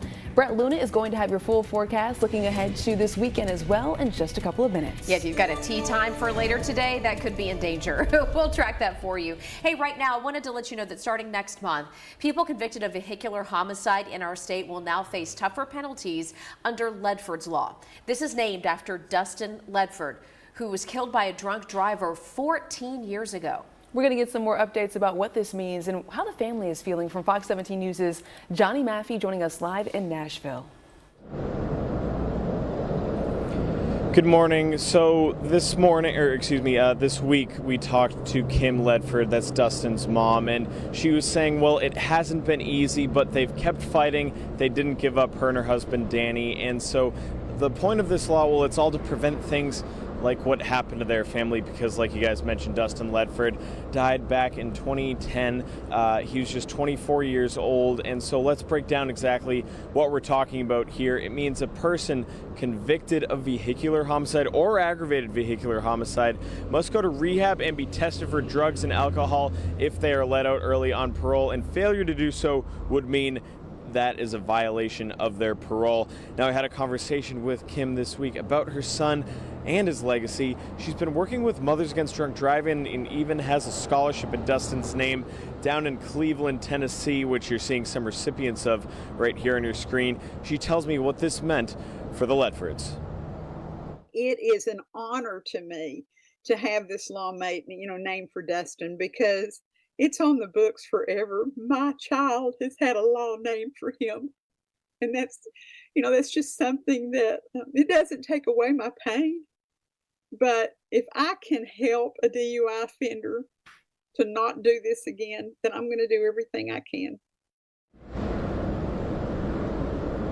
And so Kim Ledford also added that, hey, if you go out and have a drink, well, that's none of her business. But if you get behind the wheel after you have a drink, well, that's everyone in Tennessee's business. So make sure you drive safe, you have a plan, and you certainly drive sober. Live this morning in Nashville, I'm Johnny Matthew, Fox 17 News, your Code Red station. Well, take a look at this video. A Michigan man saving a choking raccoon. You just got to see the video to understand more. Buddy. All right, video posted to social media shows this guy whacking the raccoon on the back while another man off camera is giving instructions. And watch this, the raccoon shakes it off, hawks up a piece of cheese, and everybody's happy. I mean, when in your life would you think you'd ever have to save a choking raccoon? I don't know. I never thought I'd ever hear you say that sentence. So, our producers gave us a warning that this video was coming, but I'm still, what? I don't know. We have a lot of questions. Okay, yeah. Jen, if you saw a raccoon, Brett too, I got a question for both of y'all. If you see a raccoon in your backyard choking, are you stepping in to help? I think I would be worried about it like getting scared and biting. Maybe it was their pet? I don't know. It's pat on its butt? What? I feel like he knew what he was doing, though, because he knew they could help him. That's what I wonder. Like, was it stumbling? Was it like a regular visitor to the backyard? Is this know. their like neighborhood friendly raccoon? But listen, they have the full-on lights and everything ready to go out there to assist. I don't know. That's an awesome story, though. I mean, I can tell you, I've done that a lot of times to my kids. You give them the whack on the back. Who knew? You're also prepared to save a raccoon's life. Apparently so. Just you never know, I guess. That's a cool story, though. I like that. I also learned about raccoon hunting this morning. Yeah. I didn't know that was. Listen, I've never been. I was just telling Jen that where I'm from in South Carolina, yeah, folks go raccoon hunting and they also eat the raccoons. It's a normal thing. Which seems odd to me because they eat trash. Listen, my grandpa says it's tasty. I believe you. I never tried it though. Well, I believe you. I mean, we had squirrel. Yeah. When I was growing up, rabbit. Hey, listen, stuff you like got to that. feed a family. I've never had a raccoon Brett knows either. all about this. Yeah. Brett, it sounds like you have a new adventure. I guess so. We'll see how that goes. I've never done that or had that, so maybe good. I guess I'll try it. Some people are saving raccoons and other people are hunting them. There you go. Well, hey, we're going to tell you a little bit about what we have going on with the weather today, too, because we are code red, but this isn't going to be any widespread severe weather event. This is just going to be the chance for a few of these storms to get a little bit on the strong side later on this afternoon. A few of these do have the capability to produce some strong winds a little bit later on this afternoon. The main threat will be, again, the strong damaging wind threat, a little bit of hail possible. No tornado threat that we're going to have to worry about for the rest of today, though. So that is at least some good news. As far as the timing goes on this, we could still see a few of these storms up there, mainly in our northwestern areas, a little bit later on this afternoon. So from about noon to 6 p.m., I think is when we'll see that best window for a few of those storms to try to get kind of strong. Temperatures in the lower 90s on Thursday. We'll be in the mid 90s on Friday, upper 90s for us on Saturday. Steer clear traffic. Let's get out to I-40 near Fester's Lane. This is going to be east of downtown. We do have a couple of vehicles pulled over there. One of them seems to be dealing with a flat tire, so you can get by there in that location, not slowing things up in a big way. Hopefully, they can get whatever they need and push along here pretty soon instead of being stuck there on the shoulder of the road. Let's take a look in Hopkinsville and Cadiz, Kentucky. And boy, we thought things were clearing out, and oops, not quite. We've got another rain shower pushing through as we speak. The rain is falling there in Cadiz, so heads up. This is right at Hopkinsville Road, just off of I-24, which you can see there in the backdrop. People keeping those headlights on, good idea, as some of this rain will be pushing in, not just through Cadiz, but eventually through Hopkinsville and into Clarksville as well. So heads up, you're in for a possible wet ride. Well, talking about driving, we have an important update for Ford drivers. Ford is now recalling more than 660,000 pickup trucks because the transmission could have a dangerous malfunction. Here's what you need to know right now. The National Highway Traffic Safety Administration, also known as NHTSA, says this recall covers some F-150 trucks made in 2014. So F-150s 2014. The problem here is a possible signal failure that can result in the truck downshifting to first gear no matter how fast it's going. Imagine you're doing 70 on the interstate and all of a sudden this thing drops down to first gear. It's going to feel like you just dropped a transmission. Ford says it will begin mailing notification letters to truck owners July 1st. If you have a 2014 F-150, you could go ahead and call your dealership or one, just one close to you and ask if yours is involved. Otherwise, those letters will start going out July 1st. Just ahead on Fox 17 News, a very unusual sight for diners at one waterfront restaurant. A story behind a soaked SUV. Hey, good morning and welcome into Fox 17 News this morning. Your time is 5:55. A live look at the sun coming up and reflecting off the buildings there in downtown Nashville. Hot, hazy, humid. Some of you got some rain showers, even some storms overnight.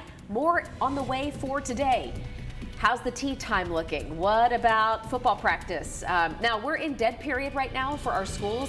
In case y'all don't know what that means, schools are not allowed to have any athletic activities during this 2-week dead period. But you might have some rec stuff going on. We'll get your forecast for that in just a moment. Right now, though, we're going to Florida, where first responders, they had a big catch on their hands when they found the SUV floating in the water. All right, not supposed to be there. Look at this. Yeah, concerned diners at a waterfront restaurant over in Lee County, Florida, they had to call emergency services after they saw this red SUV just floating by. The sheriff's office confirmed that the vehicle was empty and that the SUV's brakes gave out. Man. The car even took a swim through the Gulf of Mexico. What? And it ended up here? Okay. That's a long trip. Fascinating. Guess they got a lot of work to do to get that thing out of there. Where's the owner? Did they just give up and think, oh, car's gone? Bizarre. Hey, we've had some interesting stories so far this morning. Brett, let's send it over to you now. How's the weather story? Yeah, really not as interesting as some of those. That raccoon story was awesome, but the weather kind of just storms possible this afternoon and a little bit warm, and that's about it. Some of us are seeing some of these showers and thunderstorms going on right now too. So most of the activity right now is still up there in our northwestern part of the viewing area. Still seeing some of those storms moving over the Tennessee River right now. We're going to zoom in, show you who's seeing some of this heavier rainfall. And right now it is just to the west of our viewing area. These showers and thunderstorms that are just a little west of the Tennessee River are about to move into Benton and Decatur counties. Some of those are bringing in some heavier rainfall. Also a little bit more lightning with those too. A lot of this activity was pretty heavy earlier this morning, a few hours ago. That has since weakened up quite a bit, but still areas like Stewart County, also the Clarksville area, still seeing a few light to moderate showers going on right now. Later on this afternoon, we will increase that storm chance. We could see a few of those storms try to bring in some strong damaging winds a little bit later on this afternoon, maybe a little bit of hail. The good news, though, we are not looking at a tornado threat with any of these storms that roll through later on this afternoon or evening. Steer clear traffic out there for you. Let's get a quick look at 65 at I-24 on the north side. We were watching that traffic crawl in up there from the Madison area here this morning. We're doing okay. No big crashes out there so far. That could change, especially for those of you in the Clarksville and Hopkinsville area where some of that rain starts to push through. We'll continue to watch the roads for you. Justin, thank you. Making headlines here this morning. A judge has denied MasterCard and Visa's proposed $30 billion settlement for their card swipe fees lawsuit. Now, I know you might be thinking, what do you mean a card swipe fee lawsuit? Well, MasterCard and Visa both facing lawsuits claiming that they limited fees for merchants who accepted their credit cards. The judge in the case says she is not likely to give a final approval to this $30 billion settlement, saying it's not enough. Additionally, the merchants involved in this case were denied their request for approval of the preliminary settlement. Both companies, though, must make a new settlement offer or go to court. This week, the chip-making company NVIDIA losing its place as the world's most valuable listed company. Now, you may remember when we first told you that NVIDIA had gone above other big companies like Microsoft, but they lost 13% of their market value, dropping now back below Microsoft and Apple. The $430 billion loss took a chunk out of the company's valuation, which is now $2.9 trillion. NVIDIA originally gained value due to their chip's power for artificial intelligence systems like GPT, which we always talk about here. More artificial intelligence and how it's impacting our economy. Hey, stay with us though. Our 6 o'clock hour is starting right now. You're watching Fox 17 News This Morning, your Code Red station. And we're still seeing a few showers and thunderstorms going on right now. Not expecting a whole lot with those. Later on this afternoon, though, another round will move through. Some of those could be strong. I'll let you know what threats they could bring. Also had the timing here in just a bit. And now on Fox 17 News this Wednesday morning, we're seeing a new view of a police chase that led to 5 arrests. New aerial footage this morning. Julian's Law is going into effect on Monday. What does this mean for keeping criminals off the streets? Coming up. Thanks so much for joining us here for Fox 17 News This Morning. I'm Jennifer Waddell. And I'm Erica Glover. You can see the red lights on right behind us here. We are in a code red weather alert. Some areas already seeing some light showers, so let's get on over to our Fox 17 News code red meteorologist, Brett Luna. Yeah, Erica, some areas seeing some rainfall going on right now, and we are code red for those storms that move in a little bit later on this afternoon. We could see a few of those try to get a little bit on the strong side. The good news, though, not expecting any sort of widespread severe weather event, though, for us later on this afternoon. Here's what's been happening over the past several hours. Since about midnight or so, some of those storms have started to move in into our very far southwestern portions of Kentucky, also the northwestern corner of Middle Tennessee right here. They were strong as they were coming in, bringing in some strong winds, a lot of lightning, some heavy rainfall too. That's weakened up quite a bit, though. We're not seeing near those deep shades of reds and orange as we were as a few hours ago. The only exception is down here just to the west of Benton and Decatur counties. Some of those storms are a little bit stronger, still just outside of our viewing area. Those will keep moving a little bit further to the east, though, and they should enter Benton and Decatur County here within the next few minutes or so, bringing in some heavy rainfall and a little bit of lightning too. For this afternoon, a level 1 risk for all of southern Kentucky, also here in the Middle Tennessee too. That's for the potential for some strong damaging wind gusts with a few of those storms, maybe a little bit of hail too. The good news, though, no tornado threat expected for us as we go throughout the day. It's going to be warm today, but later on this weekend, I think the heat index values on Saturday could be pushing about 105 to 110. Steer clear traffic at I-65 and I-24 there at the junction just north of downtown Nashville. We're doing okay up there as you make that drive in. No major problems or holdups up there on that particular drive from the north side, but things can and will change, especially here in our 6 o'clock hour. So things will only slow down from here as you make that drive in. Let's take a look at what we've been watching there in Hopkinsville, at Hopkinsville Road, really. It's in Cadiz, Kentucky there, but the rain has lightened up again after a few moments of heavy rain where we couldn't even see the road. The rain has pretty much left the area, and we're dealing with much lighter skies, even though the roads are extremely wet. And that's going to be the case not just for here, but as you move over into Oak Grove, into Clarksville itself, just be aware a lot of the roads could be wet this morning. Breaking news from overnight, Fox 17 News following updates on a shooting that happened over in Bedford County.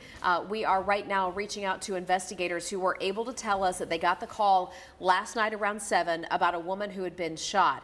The location here in Bedford County, Normandy Road and Highway 41A South. You can see this is close to the Coffee County line. Officers tell us when they got there, they found a teenage girl with a gunshot wound to the head. Police say the victim was a passenger during an alleged road rage shooting. Right now, there is no update on her condition, but police, we understand, are searching for who is responsible. We're going to work to make some more calls and get some more details throughout this Wednesday morning. And new this morning, Julian's Law is set to go into effect along with several other bills coming up Monday, July 1st. This is legislation that would require mentally incompetent felony offenders to be committed to a mental health institution instead of being able to walk free on the streets. Well, Fox 17 News' Madeline Nolan is joining us live at the Capitol explaining more details about this law. Good morning, and that's right. This law is named after Julian Ludwig, who was a Belmont University student shot and killed back in November of 2023.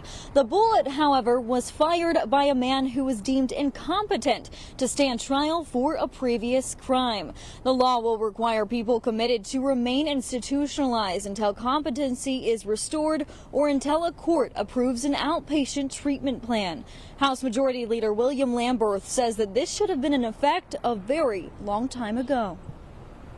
So unfortunately, this is an issue that's been looked at for decades. And this year we allocated the resources that are necessary, and we made the decision that if you are incompetent to assist in your defense, you will be committed to an inpatient facility. Period. End of story, until you're safe to be let out. This is something that should have been done years and years ago. And I'm confident that if this bill had been on the books beforehand, Julian Ludwig would still be alive today. The law, as passed, will also keep felony defendants committed under this bill from owning or possessing a firearm. Governor Lee, when he signed this bill, included full funding for Julian's law, which included $2.1 million. For now, live here at the state capitol, Madeline Nolan, Fox 17 News, your Code Red station. They're shooting at me. They're shooting at me. Shots fired. Shots fired. Fox 17 News with an important update this morning regarding a story that we first brought you as breaking news yesterday. We are now seeing and hearing from the Metro Police helicopter after that cross-county car chase that ended with 5 men arrested accused of shooting at a Metro Police detective. Very scary, and according to Metro Nashville Police, Detective Chris Lawson was out patrolling when someone began firing shots. Look at this video. We are now learning that more than 30 rounds were fired, but the officer did not get hurt. Metro Police, the helicopter followed the 5 men in an Infiniti as they drove down I-24, which is what you're looking at, over the county line. Multiple departments had to work together, even putting down spike strips. The 5 men, they jumped out of the car. They ran into the woods over in Mount Juliet, over at Golden Bear Gateway. Police, though, were able to arrest them. Thankfully, and look at that huge scene there. So new this morning, the pictures of the 5 people arrested. In all, 6 guns found during that arrest, one of them stolen. All 5 of these men are now facing a long list of charges. A Nashville church wants to put up a new building along Ashland City Highway, but they're now getting major pushback from those who already live there. Yeah, we're going to tell you why city leaders say this case is more complicated than usual. And a U.S. journalist on trial today in Russia behind closed doors. We're going to explain what we know so far. Paralyzing accident. Of course, it was April 1st, and it wasn't as warm, and it was raining all night. A comeback story. This is really the first time I've been back out on this field. A mission to make baseball safer. I think God has a plan for all of us. Teaming up with baseball great Al Oliver. Al's a great individual. He wasn't just a great ball player. Spotlight on America investigates. He gave me hope. The Save. Thursday on Fox 17 News at 9. The Morgans are gearing up to replace their drafty old windows. Window Nation's free in-home estimate makes it so easy. They're choosing from an incredible selection of custom windows and getting the quality and style they want at a more affordable price. See how much you could save with a free estimate today. Some people just know that the best rate for you is a rate based on you with Allstate. Because there's a right way to... Stop! And the speed limit definitely isn't 700 million miles per hour. So why would you pay a rate based on a terrible boss with a terrible haircut? Save with DriveWise and get a rate based on you. Call or visit Allstate.com for a quote today. You're in good hands with Allstate. If you've been hurt in a car wreck, there's only one thing you need to do. Call 800-800-4600. We stand up to the insurance company for all the money you deserve. Call 800-800-4600. We know how to turn low insurance offers into big settlements. Call 800-800-4600. When you need a lawyer, ask anyone in Tennessee. They'll say, get Hughes and Coleman and get it done. Call 800-800-4600. Nature's Own is never made with any artificial flavors or preservatives. This one's just right. So every bite is just right. If you keep feeding her like this, she'll never leave. Nature's Own. Goodness is in our nature. His Fox 17 This Morning newscast is sponsored by Sarah Chevrolet Buick GMC of Nashville.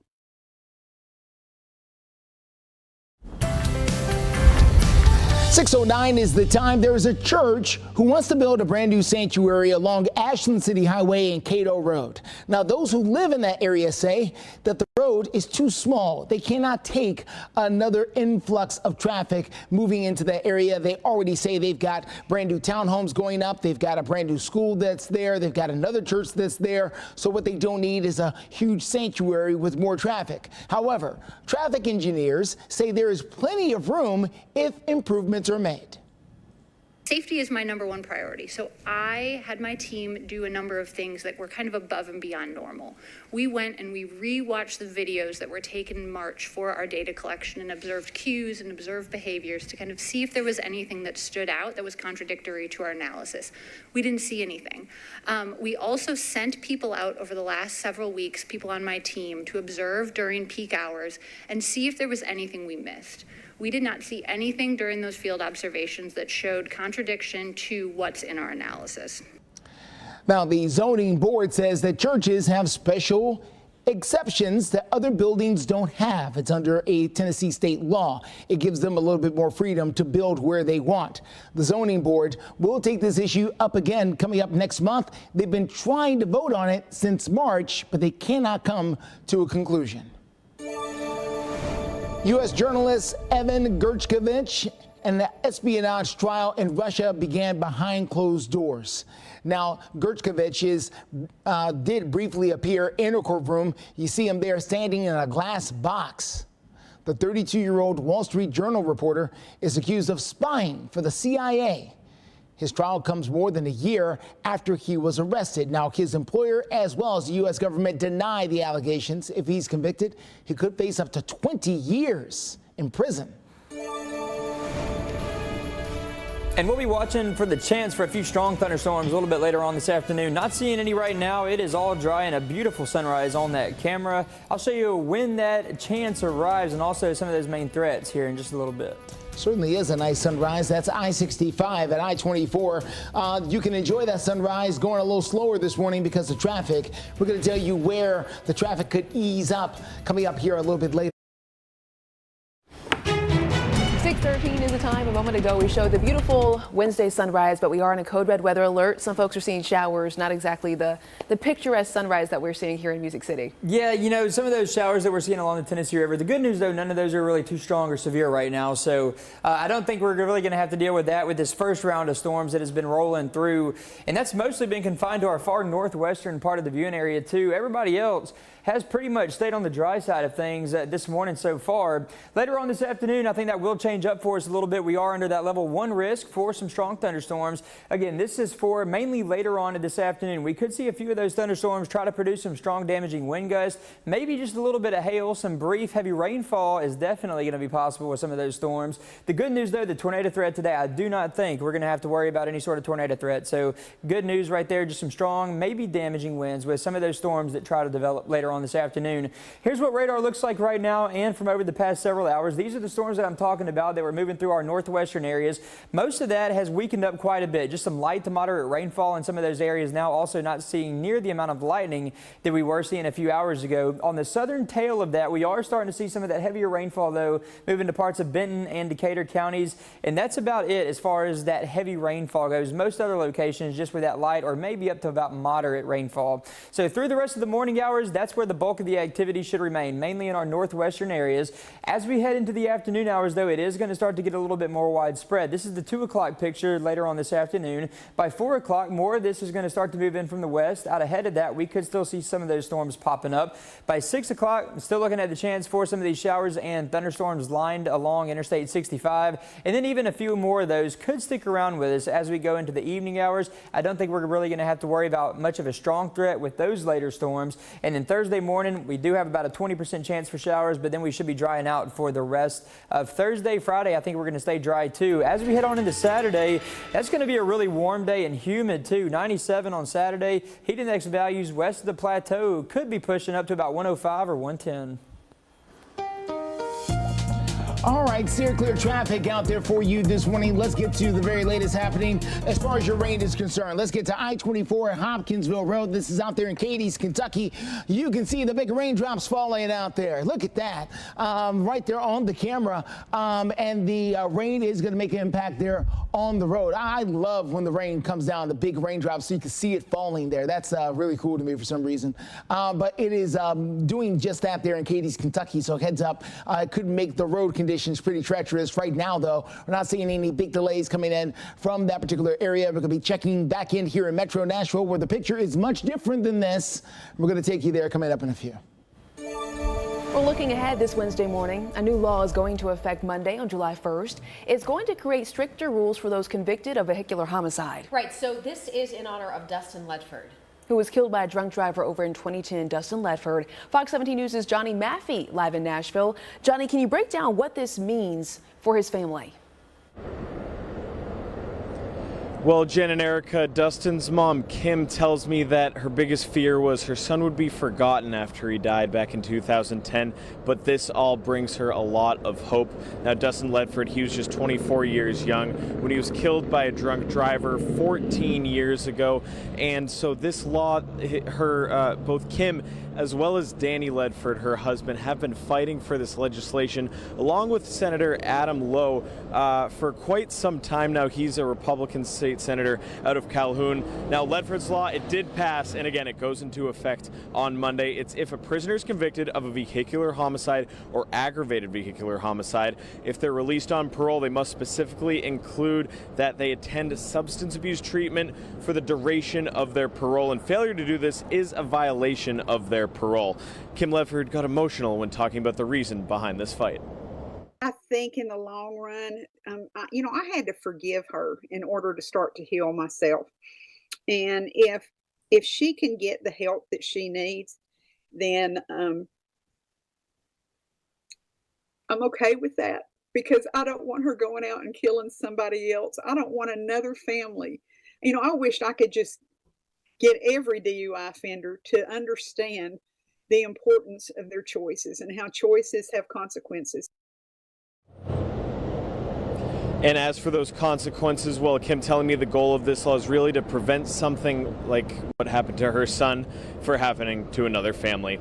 Live this morning in Nashville, I'm Johnny Maffey, Fox 17 News, your Code Red station. All right, Johnny, thank you very much. Happening right now, Clarksville police are searching for a missing woman from Indiana who was last seen here in Middle Tennessee. Now, we've got her picture on your screen here. This is Tara Acuff, last seen Sunday morning at the Country Inn and Suites on Wilma Rudolph Boulevard. Police say she was wearing an orange dress and was seen getting into a small, dark-colored pickup truck.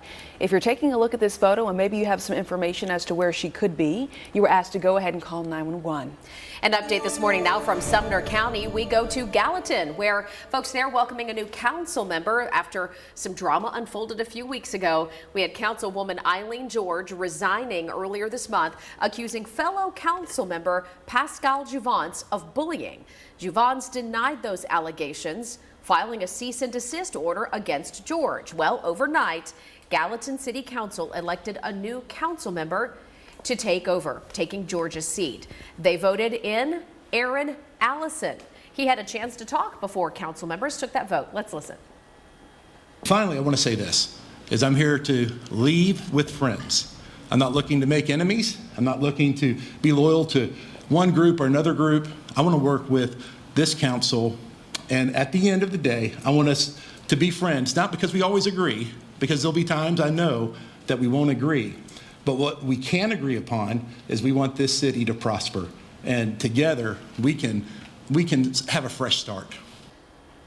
Now, Allison won that seat with a vote of 4-3. He'll be sworn in at the next city council meeting coming up Tuesday. Right now on Fox 17 News this morning, we're getting some more updates regarding a single-engine airplane that had to make an emergency landing over in Jackson County. I'm also mapping it out right behind us because it happened yesterday in a field over on Salt Lick Creek Road. That is right near the Smith County line. It's about 90 minutes or so east of Nashville. We understand the plane left from Ohio heading to Murfreesboro, and then when it began to have those engine problems, the pilots declared an emergency and Jackson County dispatchers sent out emergency crews just just in case. 2 people were on board. Thankfully, though, no one was hurt. There's also no word as of right now as to what caused those engine problems in the first place. And new this morning from WKDZ Radio in Kentucky, firefighters tackling a blaze at a home in Oak Grove overnight. The Oak Grove Fire Department chief telling WKDZ that the fire likely started in the garage where a lithium-ion battery had been charging. Firefighters were able to keep the flames in the garage, but the family is going to have to leave temporarily due to smoke damage.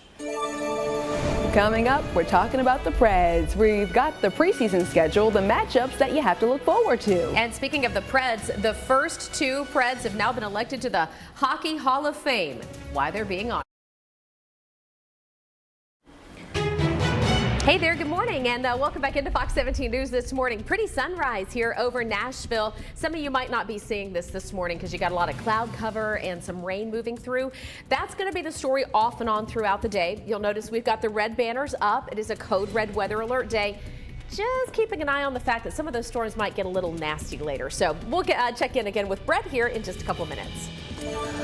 Well, the Stanley Cup playoffs have already wrapped up, but it's time to start thinking about hockey again here in Nashville, the return to Smashville, as it were, as the Preds have already released their preseason schedule. They did that yesterday. They did. We've got 6 games total here, including matchups against the Carolina Hurricanes, Tampa Bay Lightning. Listen, these are familiar foes. They are. And recently crowned Stanley Cup champions, the Florida Panthers. Yes, they are. Those first 2 games will be against the Panthers. It's a doubleheader that's going to take place on Sunday, September the 22nd. And more exciting news for the Preds franchise. Former general manager David Poile and former defenseman Shea Weber have now been chosen for the Hockey Hall of Fame. How cool is this? Now, Poile will join the Hall as a builder. Shea Weber will join as a player. A special moment yesterday since Poile and Weber are the very first members of the Nashville Predators in their 25-year history to be elected to the Hockey Hall of Fame, which it's located, by the way, in Toronto. Toronto, Canada is where the Hall of Fame is. And so the Nashville Predators are now going to be represented in at least a couple of different sections. Congratulations. And hopefully just, the first couple of what will be many. Yes. Over the years. A couple of more players on the border. We'll see. All right, 6:25 is your time right now. Check out your forecast. Brett's working on a couple of other weather projects right now. He's tracking your code red storms for today. Here's your extended forecast, and you'll notice as we get into the weekend, we have more chances for rain. We could use the rain. We don't like it when that wind starts to kick up and, we get hail and thunder and lightning and whatnot. But it's on the board as a possibility as we get into the weekend. You'll notice the temperatures dip down a little bit tomorrow. We get a little bit of a break on Thursday, but then ramping up again for the weekend. Steer clear traffic. We got a very scary situation to show you happening on I-24 at Harding Place. This is in Antioch. Okay, so what we've got is a 2-car accident right there in the center lanes. What you can see is all the other cars having to swerve around them because they've come to a dead stop there on I-24. This is normally a place where cars are zipping along at top 70 miles per hour. Probably not that fast right now. Probably at least 40 to 50 miles per hour, though.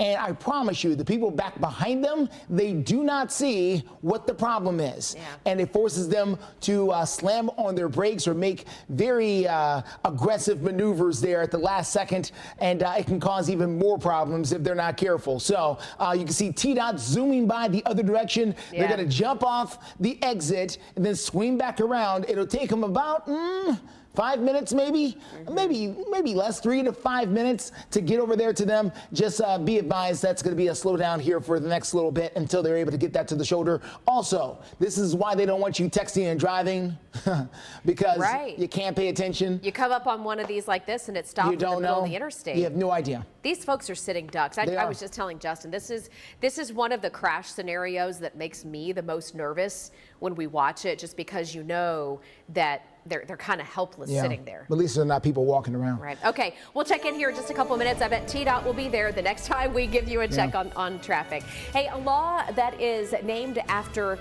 a college student here in Nashville who died aims to keep guns out of the hands of the wrong people.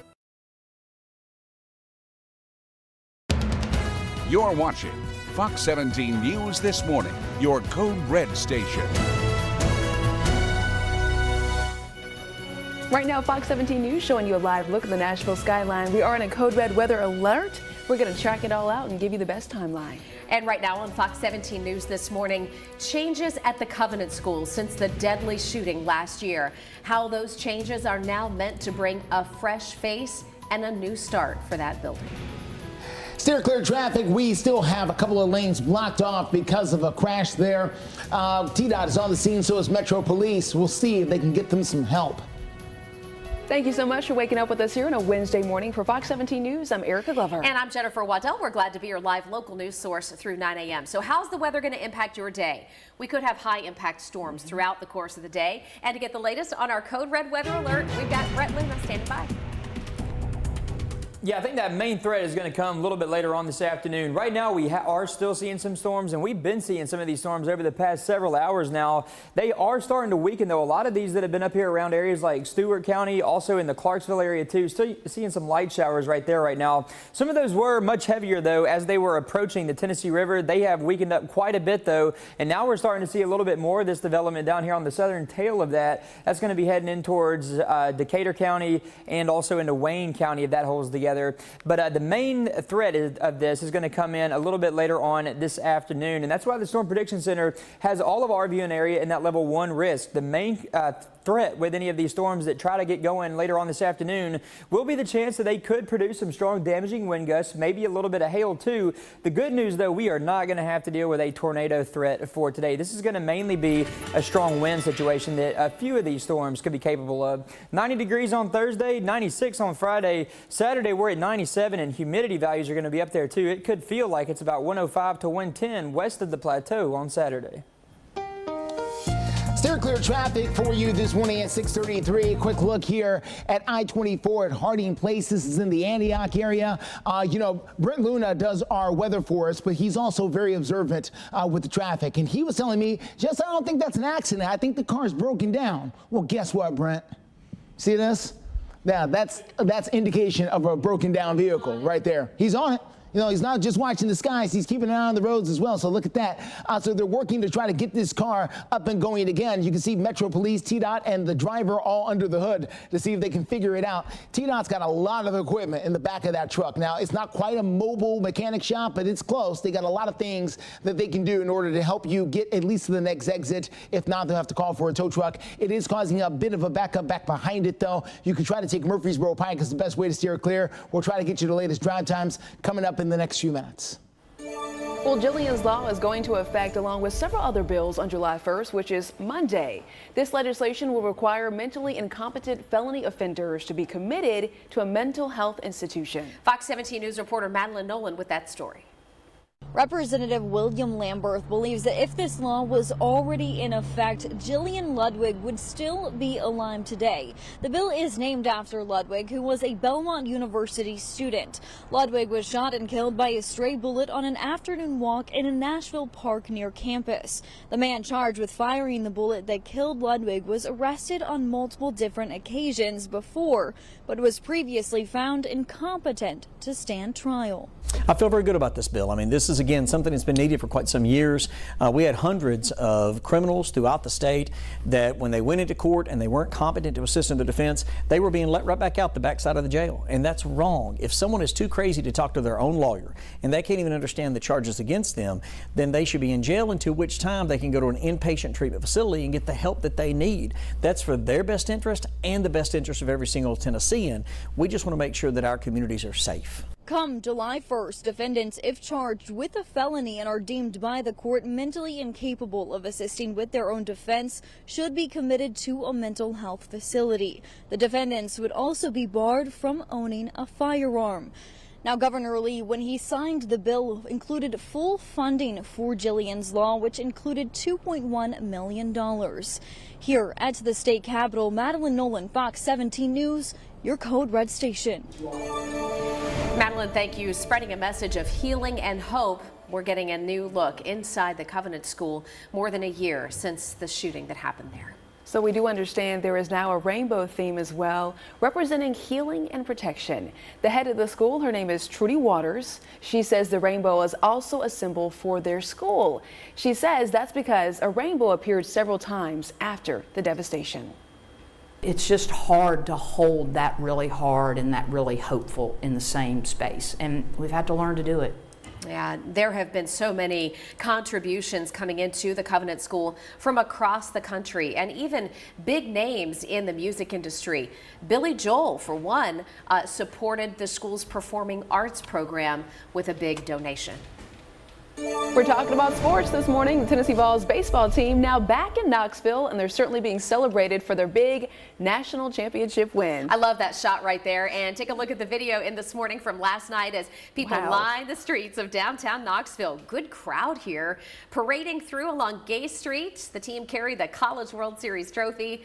Here's what Coach Tony Vitello had to say about the big win. It's very surreal, hard to center yourself, which is a good thing, being lost in the moment, I guess. Nothing too intelligent to say other than the first thing to say is I hope the fans that have turned this into an insane party, an insane event, got the series that they wanted and that they deserve. Well, as for the future, the Vols baseball stadium, everyone is talking about this. They are partway through major renovations that are going to expand capacity from about 5,500 fans to more than 8,000 fans. Yeah, and I believe even more on top of that for the future after this big win. So, congratulations. Just ahead is settlement from Verizon after 911 service. Hey, welcome back into Fox 17 News this morning. Time right now is 6:39. The Federal Communications Commission telling the two big credit card companies, try again. There was a settlement reached between MasterCard and Visa. We'll detail that here throughout the course of the morning. And another settlement this morning with Verizon. This one over 911 call outages that we experienced here in Tennessee and 5 other states. Now, that incident occurred back in December of 2022. It affected states like Tennessee, along with Alabama, Florida, Georgia, North Carolina, and South Carolina. For around 1 hour and 44 minutes, hundreds of people were not able to contact 911 on their Verizon wireless network. I remember when we covered it the morning that it happened. Yeah.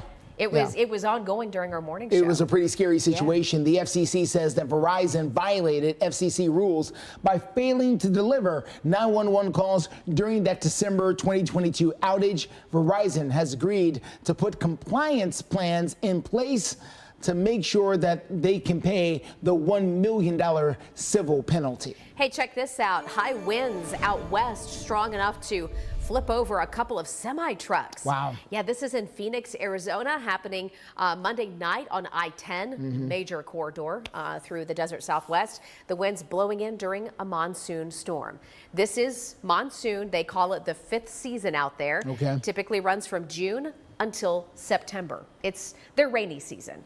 No word yet about any other damages or injuries, but I mean, imagine you're driving down the interstate here and you look up and you see that. I mean, rain is one thing, but this was strong winds that did this, that pushes through there. So let's get to Brent Luna. Hopefully we don't have anything strong enough out there to toss trucks.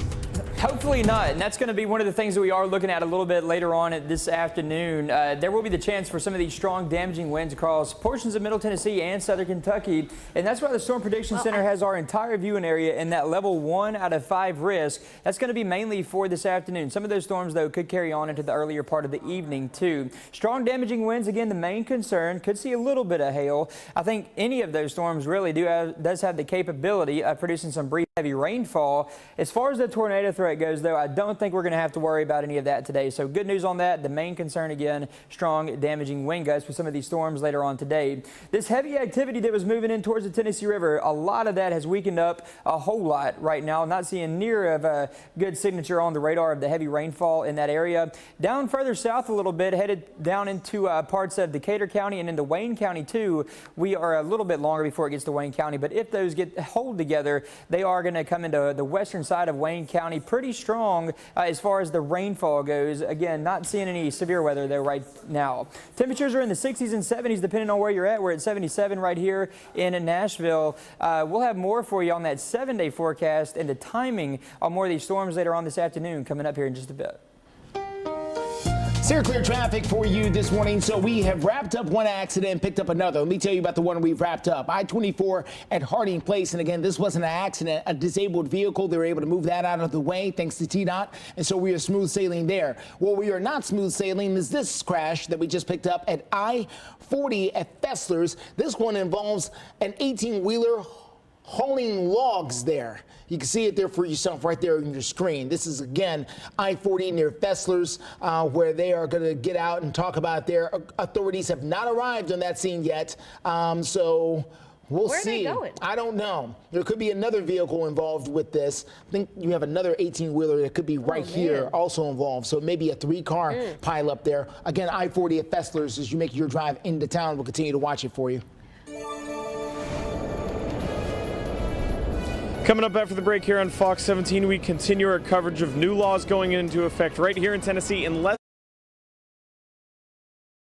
Welcome back. Starting next month, which is Monday, people convicted of vehicular homicide are now going to face tougher penalties. It's under Ledford's law. This is named after Dustin Ledford, who died when a drunk driver hit and killed him 14 years ago. Right now, we're getting updates from Fox 17 News' Johnny Maffey joining us live in Nashville. And Johnny, I know you had the chance to speak with his parents who have been fighting for this for years now. Yeah, that's absolutely right, Erica. So Dustin Ledford's name, it's still standing strong over a decade later. And, well, it's in many thanks to his parents who tell me it has not been easy, but they did not give up. It was 14 years, really, of fighting for this because Dustin Ledford was killed by a drunk driver at the young age of 24 years old. So let's talk about this law. Let's break it down for you. It now means, again, starting on Monday, people convicted of vehicular homicide or aggravated vehicular homicide must go to rehab and be tested for drugs and alcohol when they are released on parole, and a failure to do that means it's a violation of their parole. Now, I did have a conversation with Kim Ledford about her son and his legacy. She's been working with Mothers Against Drunk Driving and even has a scholarship set up for kids in Cleveland, Tennessee in Dustin's name, and you're seeing some of those recipients on your screen right now as well. She tells me what this means to her family. It is an honor to me to have this law made, named for Dustin, because it's on the books forever. My child has had a law named for him. And that's just something that it doesn't take away my pain. But if I can help a DUI offender to not do this again, then I'm going to do everything I can.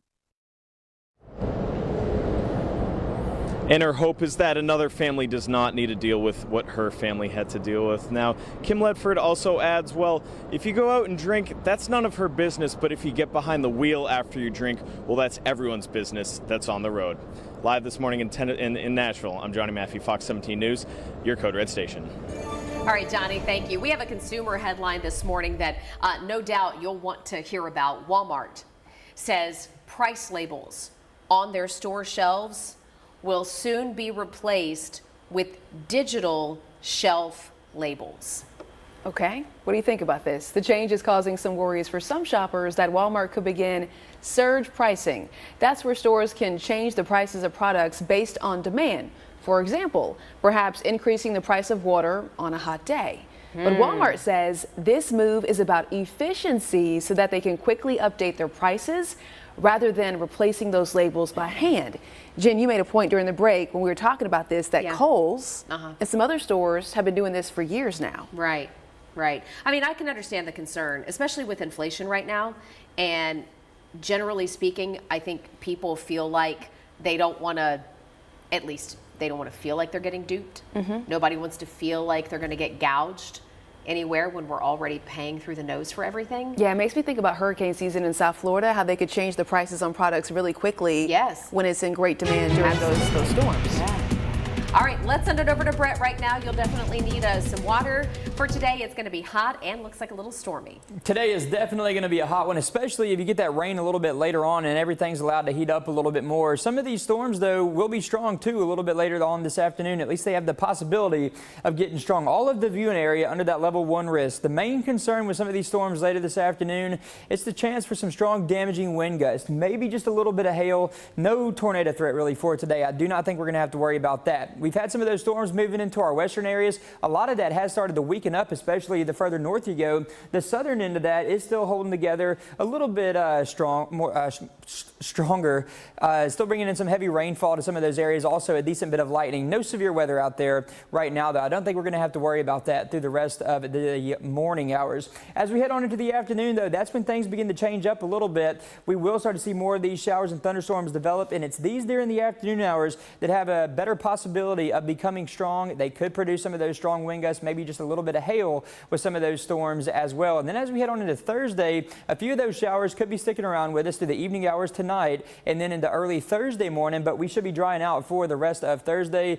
Just a chance for some AM showers on a Thursday. Friday, we're warmer, 96 on a Friday, and then Saturday, we're at 97. We could have heat index values on Saturday going to about 105, maybe even up to about 110 west of the plateau.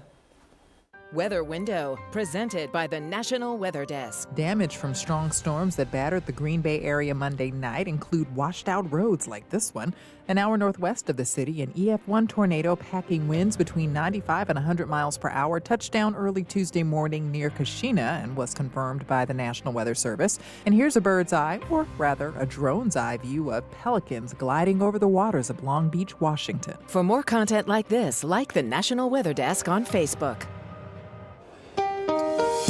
Let's get to your Steer Clear traffic out there this morning. Let's take a quick look here at I-40 near Fester's Lane. That's where we have picked up our latest crash, and this one involves a log truck as well as a couple of other cars there on the shoulder of the road. This is as you make your way in from the east side. TDOT has just arrived at the scene a short time ago, and they're in the middle of their investigation right now to figure out the best way to deal with this.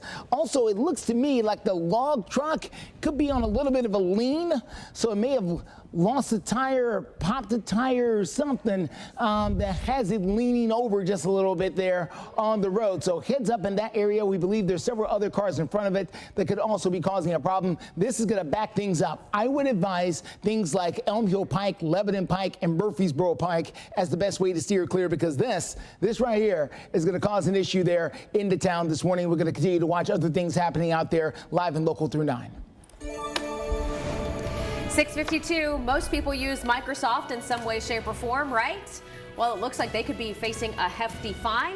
We'll tell you about the latest complaints in minutes. Also ahead on Fox 17 News this morning during our 7 o'clock hour, mid-state families are challenging a state ban when it comes to gender-affirming care for transgender youth.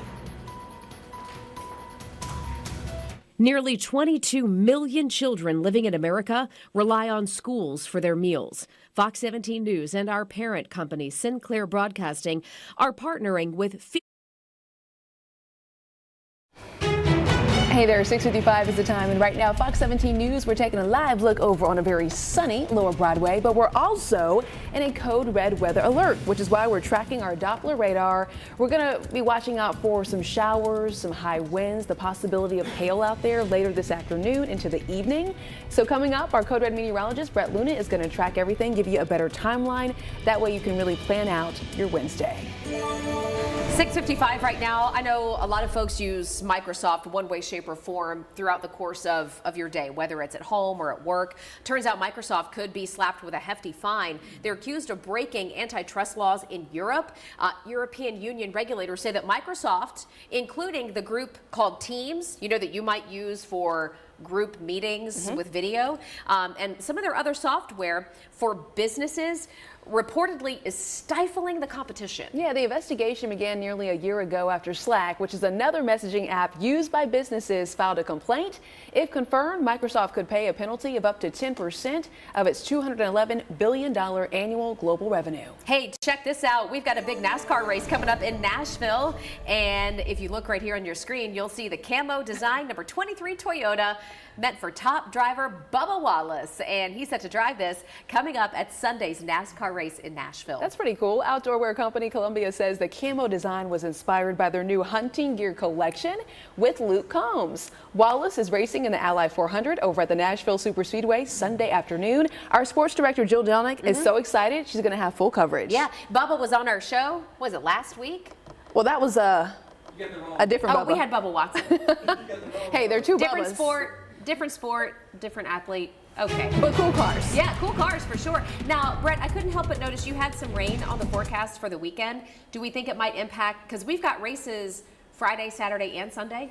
You know, I think Saturday and Sunday is going to be more the pop-up type of thing that we see down here. Friday, I think, was pretty good, though. Mostly sunny and dry for us on Friday. I think we're all in the clear on Friday. This weekend, though, is going to be hot, and there is that chance for some thunderstorms. More on that here in just a second. Here's what radar looks like right now, and over the past 6 hours, we had some of these storms moving in kind of strong towards the Tennessee River. Most of those have weakened up quite a bit. Now it's just that southern end of that where we're still seeing some of that heavier activity. Heavy rainfall about to be moving into Wayne County. If that holds together within the next 30 minutes or so, still a good bit of lightning. That's closer to the Savannah, Tennessee area, just outside of our viewing area. Here's a current radar image, 6:57. Still some of those storms that are moving into our far western areas here within the next 30 minutes or so. A level 1 risk still in place for all of our viewing area. The main concern for us later on this afternoon will be the chance for some strong damaging winds, maybe a little bit of hail. Some of these storms could produce some brief heavy rainfall too. The good news though for us, I think that tornado threat is not there today. I don't think we're going to have to worry about any sort of tornado threat later on this afternoon. Mainly just a chance for some strong damaging winds and some heavy rainfall at times as well.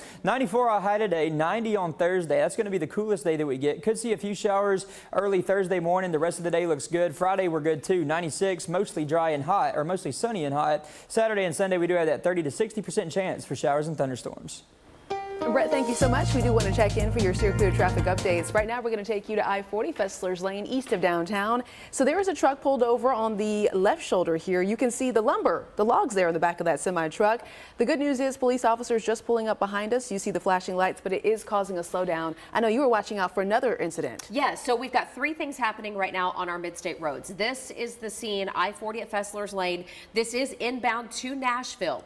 Now, if you are also coming into Nashville from I-24 from Antioch, we've got a crash right now, also inbound. This is between Bell Road and Old Hickory Boulevard. So we've got a couple of cars involved in a crash there. So in other words, your commute this morning coming into Nashville from Smyrna, Laverne, Antioch, coming on in, going to be real stacked up. You could take Murfreesboro Pike as a good detour. Also, watch out for what looks like a tire in the middle of the interstate at I-65 near Trinity Lane, coming into Nashville. We'll get another look at Steer Clear traffic in just a few minutes. Not a good situation there. Hey, we're talking about science. China's lunar probe returning to Earth with the first ever samples from the far side of the moon. It's pretty interesting. The probe landed back in China yesterday afternoon. It carried rock and soil samples from the moon's far side. Now Chinese scientists are going to go ahead and compare the differences between soil samples from the moon's 2 different sides. Stay with us. 7 o'clock hour starts right now. You're watching Fox 17 News This Morning, your Code Red station. It's a pretty calm start for most of us, a little bit cloudy too. Not seeing any rain on those cameras just yet, but that chance for some showers and thunderstorms will increase as we go through the afternoon hours. A few of those could bring in some strong winds too. More on that and the timing here in just a bit. And if you take a look at your screen here, you're going to see brand new video coming into Fox 17 News from the Metro Police chopper. This is following a pursuit that landed 5 people in jail. We've got new pictures of those 5 people facing charges accused of shooting at a Metro Police officer. Steer Clear traffic at I-40 at Fessler's Lane just east of downtown. A log truck involved in a crash. We're going to tell you the best way to steer clear. A lot to get to, but we do want to start by saying thank you for joining us here on a Wednesday morning for Fox 17 News. I'm Erica Glover. And I'm Jennifer Waddell. We are your live local news source from 7 to 9 a.m. when the other stations go to their network national programming. That's pre-recorded here in the Mid-State, not live and local, but we are for you. We're going to get started right now with our Code Red weather alert because we want you to stay weather aware to plan out your day. Erica, we are looking at the possibility, at least, for some of these storms to get a little bit on the strong side. That's not going to come really until later on this afternoon, though. We are still seeing a few of these showers, though, moving into our western areas. All this up here around the Clarksville and Hopkinsville area, that has weakened up a lot since earlier this morning. Around midnight, 1 o'clock, 2 o'clock this morning, there were some strong storms moving into that area, some strong winds, very heavy rainfall. Not seeing near that anymore right now, at least up in that area. Down there in our far southern areas, though, we are still seeing some heavy rain just outside of our viewing area. If that that holds together, that is going to start to head into parts of Decatur County, also over there into Wayne County within the next 20 to 30 minutes or so. Level 1 risk still in place for the entire viewing area. The main concern will be the chance for strong damaging winds. No tornado threat for us for today, so good news right there. 79 degrees here in Nashville. It's dry right now. Showers are expected later this afternoon, though, and it's just going to stay pretty warm as we head through the next several days, mid to upper 90s Friday and Saturday. Steer clear traffic. We've got a couple things going on, but the biggest thing by far is what's happening over at I-40 at Fessler's Lane, just east of downtown. We've got a log truck involved with an SUV and another 18-wheeler in front of it. TDOT has been out there talking to several people, so has Metro Police. They've been out there talking to people as well, trying to get it all sorted out. Unsure exactly how bad the damage is, but we do know people can get by. It's just on the slow creep there on that east side. So if you can take Lebanon Pike, Elm Hill Pike, those are going to be the best ways to steer clear. Hey, T-Dot, you're going to do me a favor. You're going to give me a better look at the scene here. You're going to tilt down, show me what else is happening there. Yeah, maybe you're thinking about it. Not sure. Okay. We'll continue to follow it there and see what else T-Dot reveals coming up in the next few. Well, new this Wednesday morning, we are now getting some more updates, following updates about a shooting that took place in Bedford County, about an hour outside of Nashville. Right, so this is down near Coffee County, so you would have to go south on I-24 and east. According to investigators, this is where they got the call last night of initially reports of a woman being shot in the head on Normandy Road and Highway 41A. That's where we've mapped it out here for you. When officers got there, though, they realized this was a teenage girl with a gunshot wound to the head. Police say the victim had been a passenger during a possible case of road rage. Right now, we are working to get an update on her condition and also working to find out who police might be looking for. As we get those details, we'll bring them to you here live and local through 9 a.m. They're shooting at me. They're shooting at me. Shots fired. Shots fired. Ooh, very scary. And now we have some new video and an update this morning as the story we brought you as breaking news is now becoming more clearer. We're also going to show you that video as we see the Metro Police helicopter. See this video right behind us here, some of the footage, the map, I should say, of a cross-county car chase that ended with 5 men arrested for shooting at a Metro Police detective. All right, so let's get to the details here. According to Metro Police, and we'll watch the video together as it unfolds, Detective Chris Lawson was patrolling when somebody started firing at his car. More than 30 rounds fired in his direction. Thankfully, the officer did not get hurt. The Metro chopper followed that car that was involved. All right, they were in an Infiniti, driving on I-24, crossed the county line into Wilson County. We had Metro PD and Mount Juliet PD working together. They threw out spike strips. The car comes to a stop. The 5 men jump out. They take off running into the woods in Mount Juliet at Golden Bear Gateway. Police finally able to catch up with all 5 of them and make the arrest. And what you're looking at here are all 5 booking photos. Yeah, a total of 6 guns were recovered during the arrest. That's according to police. One of them, they say, was stolen. All 5, though, are now facing multiple charges. 7:05 right now. Across the country, 23 states, including Tennessee, have adopted laws that ban or limit what's called gender-affirming care for minors. Now, supporters say these laws protect children, but the argument is heading to the U.S. Supreme Court, where they'll hear an appeal from the Biden administration seeking to block these state bans. For more updates, though, is Fox 17 News' Madeline Nolan live in the studio after sitting down with a trans advocate to go ahead and explain. Madeline, what can you share with us now? I can say advocates of these laws believe that minors are not mature enough to undertake such major changes, while those who support gender-affirming care believe that it can be life-saving for some of these patients that are experiencing gender dysphoria. Now, what is gender-affirming care? Well, it has multiple different components for the youth. Some include behavioral and psychological care, but what state laws take aim at is usually the medical treatments, hormones, or puberty blockers that induce traits aligned with patients' gender identity, along with surgeries that are rare among young people. Now, Darren Johnson with the Tennessee Equality Project believes that taking away this right to care hurts patients, especially with identity issues. The biggest concern is the struggle that it causes when one is having any type of identity issue. We realize that that's a difficult thing to have to endure. And what these medications allow is for children, young adults, people like me to be able to feel at home in our own bodies. Now, the court won't hear these arguments until next fall. Johnson also believes that this is yet another discriminatory law aimed at LGBTQ+ members. And I'll have more coming up in the next half hour. Jen, Erica? Madeline, thank you. A Nashville church wants to put a new building in Ashland City Highway in that area, but now they're getting major pushback from those who already live there. We're going to tell you why city leaders say this case is more complicated than usual. Right now at 7:07, Fox 17 News, you're live. 7:10 is the time. Welcome back to Fox 17 News this morning.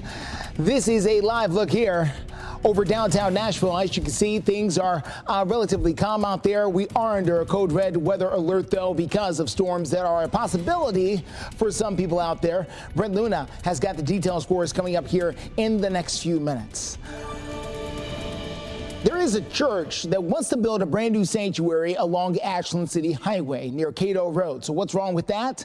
Well, the people who live in that area say the road is too narrow to deal with even more traffic. They've already got a number of things percolating there, including a brand new subdivision with townhomes that are coming. They say they've got a school there and they've got another church there. They don't need a large sanctuary that could bring in hundreds of people each and every week. However, TDOT has done a traffic study, or at least engineering firm for TDOT has done a traffic study. They say there is plenty of room if certain improvements are made. However, you're going to hear there's lots of disagreement about that. But I don't see anything in our analysis that indicates that this site cannot function as this church safely, efficiently, in a manner that is suitable for road conditions and anticipated, in general traffic throughout Metro Nashville and Davidson County. What they're asking now is unreasonable. They're asking to pretty much force this square into a triangle. That's what they're doing. They're taking this narrow street and they come before you and say, well, this is the study and here's the study and we found this and we found that. There are people who live there who are burdened and continue to be burdened. Now, the zoning board says that the churches have special exceptions that other buildings and businesses simply don't have. It gives them a little bit more freedom to build in places where they want to go. The zoning board will take up this issue yet again next month. They say they've been talking about this since March, but so far have not been able to come to a vote either for or against it. A new law is going into effect coming up on Monday. It's creating stricter rules for those convicted of vehicular homicide, and it's all in honor of Dustin Ledford, who was killed by a drunk driver. Now, a drunk driver accident did happen with Ledford back in 2010. His parents, Kim and Danny, have been fighting for a brand new law since then. They say it will help. They say with the help of Senator Adam Lowell, Ledford's law was able to pass, and the law itself says that a prisoner convicted of vehicular homicide or aggravated assault must specifically include that the prisoner upon release attend a substance abuse treatment for the duration of their parole. Failure to do so would be considered a violation of parole. And we could see a few strong thunderstorms try to develop a little bit later on this afternoon. We'll talk about the timing and also some of the threats you can expect with those here in just a bit. Steer clear traffic was still following that log truck east of town, I-40 along Fessler's Lane. We'll get you the very latest on this, plus a huge crash just developing on I-24 in Antioch.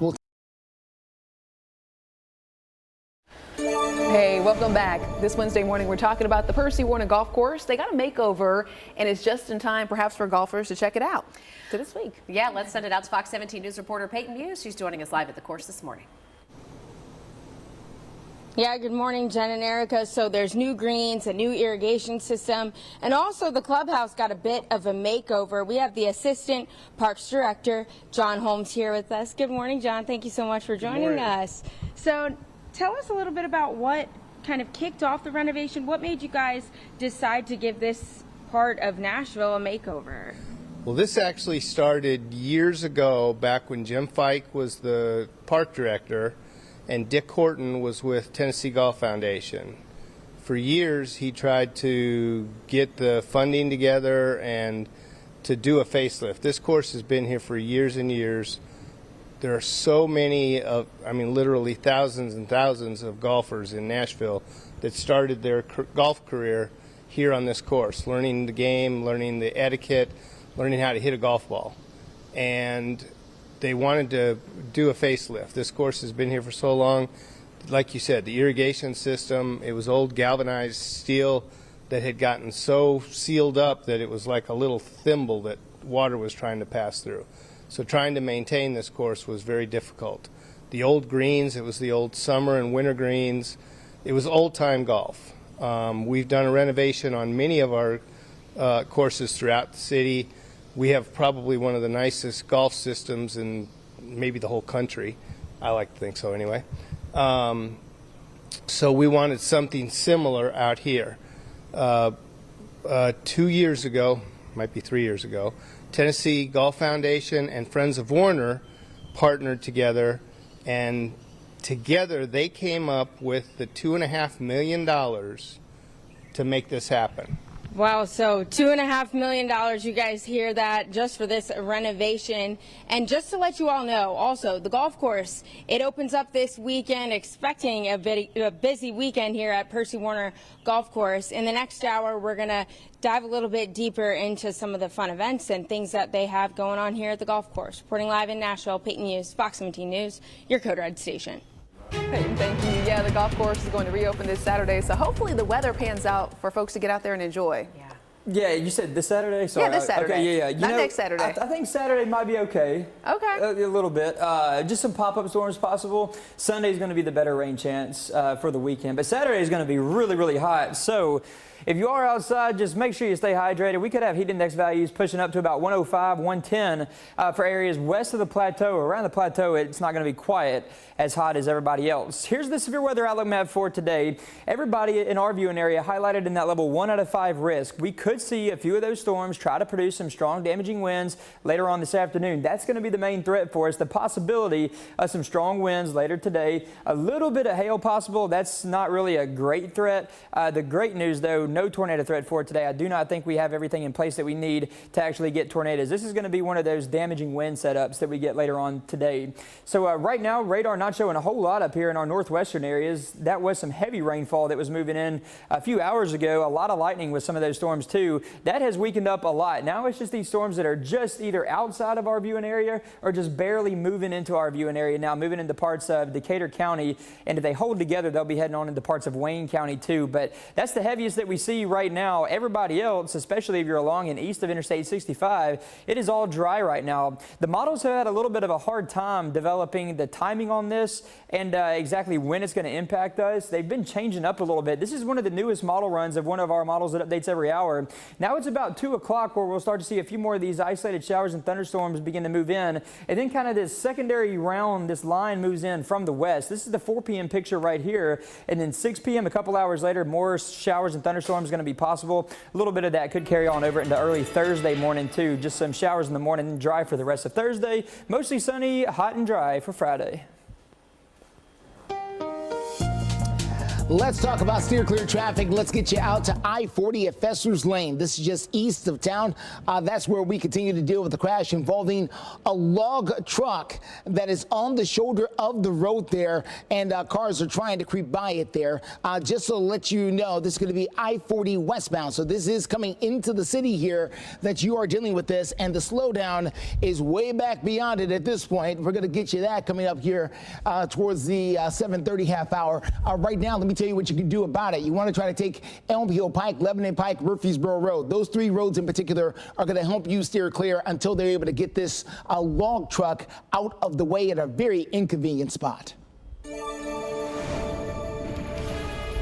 After the break here on Fox 17, we're live in the parking lot, taking you under the hood, giving you a look and hearing from some technicians on how your cars are actually holding up in this heat. And a live look this morning from just outside the Supreme Court, where we have a lot of big decisions that will be coming down this week. 3 is the time, and right now Fox 17 News following up on some more breaking news. We understand Julian Assange is now back home over in Australia as a free man after years of fighting extradition to the U.S. The WikiLeaks founder landed in Australia just this morning, so take a look at this new video. Just hours this came after pleading guilty to illegally obtaining and distributing classified information. A judge sentenced him to 5 years in prison for his crime, using his time in a prison sentence as the time served.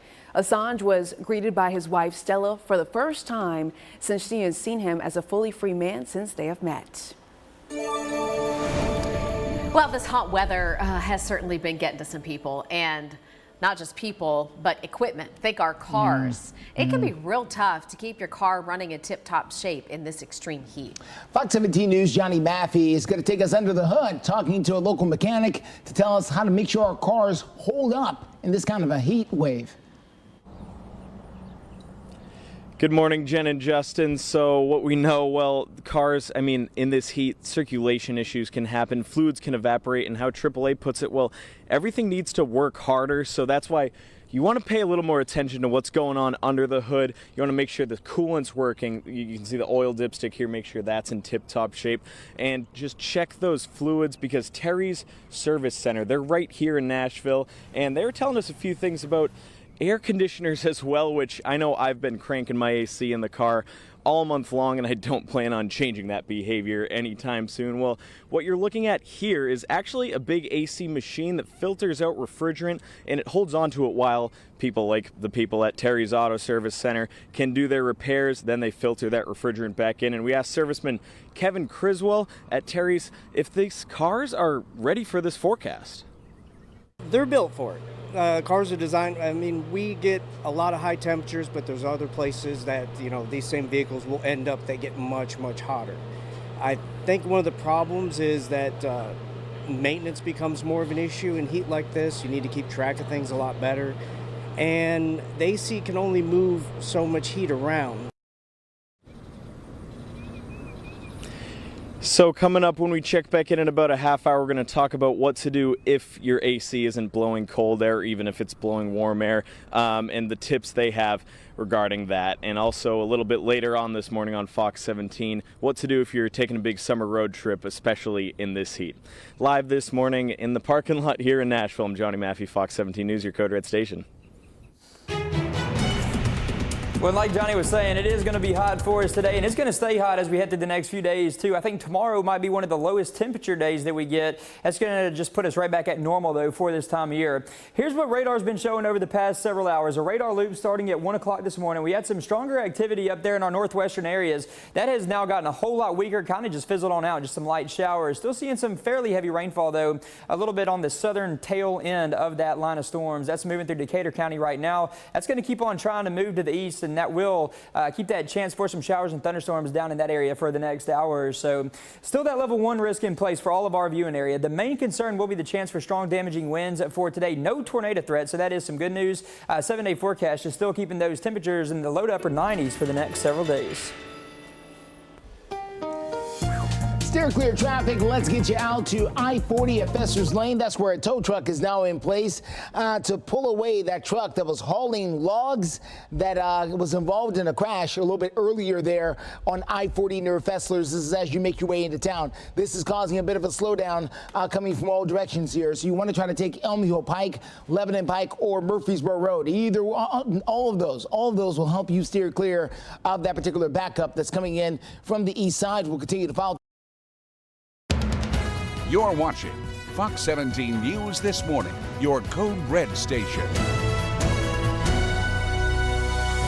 Most of us are still pretty dry this morning, a little bit of a cloudy start. That is going to change a little bit later on this afternoon. Some areas seeing the rain right now, but it gets a little bit more widespread later on today. I'll let you know what time that starts and also some of the threats you can expect here in just a bit. Also ahead on Fox 17 News this morning, after the sudden resignation of a Gallatin councilwoman, her vacant seat is now filled. What the new council member-elect has to say about this new role. Steer clear traffic takes us to I-40 at Fester's Lane. There is a log truck that's blocking that outside lane. We're going to tell you what they're doing about it and the best ways to steer clear. All right, that's not good. Thanks so much for waking up with us here on a Wednesday morning. For Fox 17 News, I'm Erica Glover. I'm Jennifer Waddell. Glad to be your live local news source through 9 a.m. Let's start right now with an update in our Code Red forecast. And we're still seeing some of those showers and thunderstorms in our western counties. A lot of that is getting weaker, though, but still this southern edge of that line that's been moving through is still holding together pretty good. No strong or severe weather out there right now, but some of those storms are producing some heavy rainfall, and there's still a little bit of lightning with those, especially the ones that are moving in towards parts of Decatur County. Also, if they hold together, they're moving through Savannah, Tennessee right now. That's just outside of our viewing area. If they hold together, they're going to be moving into Wayne County within the next 20 minutes or so now, maybe 30 minutes. Level 1 risk still in place for all of southern Kentucky, all of Middle Tennessee too. The main concern for today is going to be the chance for some of the strong damaging winds later on this afternoon. I think that's when we'll see the best chance for any of these storms to get kind of strong. Maybe just a little bit of hail with these. Brief heavy rainfall is likely with some of these storms, and that tornado threat for today is going to be staying, actually just really no tornado threat, just very, very low, no tornado threat for today. So good news right there. We just don't have the ingredients in place to really get any tornado development later on this afternoon. This is going to be more of a damaging wind type thing if we can even get those. 79 degrees right here in Nashville. Everybody else low to upper 70, 72 in Dickson, 72 in Lewisburg. We're at 74 right now in Murfreesboro. As we go through the rest of the day, we are going to warm up pretty good still. Today's still going to be a hot one, a little bit on the humid side too. And as we go into tomorrow, I think that's going to be the lowest day that we see. 90 degrees, our high temperature for tomorrow. Friday, we're in the mid 90s. Saturday, we're in the upper 90s. Also Saturday, it's going to get humid too. Heat index value is about 105 to 110 west of the plateau. Steer clear traffic at 7:32. Quick look here at what we're dealing with at I-40 at Fester's Lane. This is coming into the city. We are dealing with a log truck that's being hooked up right now to a huge tractor trailer type of tow truck that's about to pull it away. But until they completely clear that up, that outside lane is going to be blocked, and that is causing your fair share of headache coming back behind it here as you come in from South and East Nashville. Let me show you what I'm talking about. It's right here, right before you get to the split. One side will take you to Nissan Stadium. The other side will take you down towards Wedgwood. It's right before you get to the split. That's where the slowdown is. You can see how it's trailing all the way back past the I-40-24 junction here. This is Lebanon Pike. That can help you steer clear. There's a small road right here. This is Elm Hill Pike. That'll help you as well. 41 is Murfreesboro Pike. All of those are doing a little bit better than sitting on I-40 at 24 at this point. Justin, thank you. We have an update this morning from Sumner County. We go to Gallatin, where the city now has a new council member. It comes after Councilwoman Eileen George resigned earlier this month, claiming fellow council member Pascal Joubance of bullying. Joubance denied those accusations, filing a cease and desist order against George. Well, last night, Gallatin City Council, they elected a new council member to go ahead and take George's seat. They voted in Aaron Allison, who had a chance to go ahead and speak before council members took the vote. Listen here. Finally, I want to say this, is I'm here to leave with friends. I'm not looking to make enemies. I'm not looking to be loyal to one group or another group. I want to work with this council, and at the end of the day, I want us to be friends, not because we always agree, because there'll be times I know that we won't agree. But what we can agree upon is we want this city to prosper, and together we can have a fresh start. Allison won the seat with a vote of 4-3. He's going to be sworn in at the next city council meeting, which is set for Tuesday. 7:34 is the time right now. In case you are new to the area, maybe you just moved here from another state. In 2023, we had a new state law enacted that bans what's called gender-affirming care for young people. It has now been challenged, and the appeal will be heard by the U.S. Supreme Court. Fox 17 News' Madeline Nolan joining us live in the studio with both sides of this issue. That's right. The Tennessee law prohibits medical providers from treating youth with gender-affirming medical treatment. Now, the law ended care March 31st of this year. The gender-affirming care provided those who may experience gender dysphoria with medical treatment like puberty blockers or hormone therapy. Supporters of the legislation argue that children may be too young to undertake such major changes, while supporters of the care, including Darren Johnson with the Tennessee Equality Project, believes that this is a necessary right, and laws banning it only furthers discriminatory acts against the LGBTQ plus community. If you feel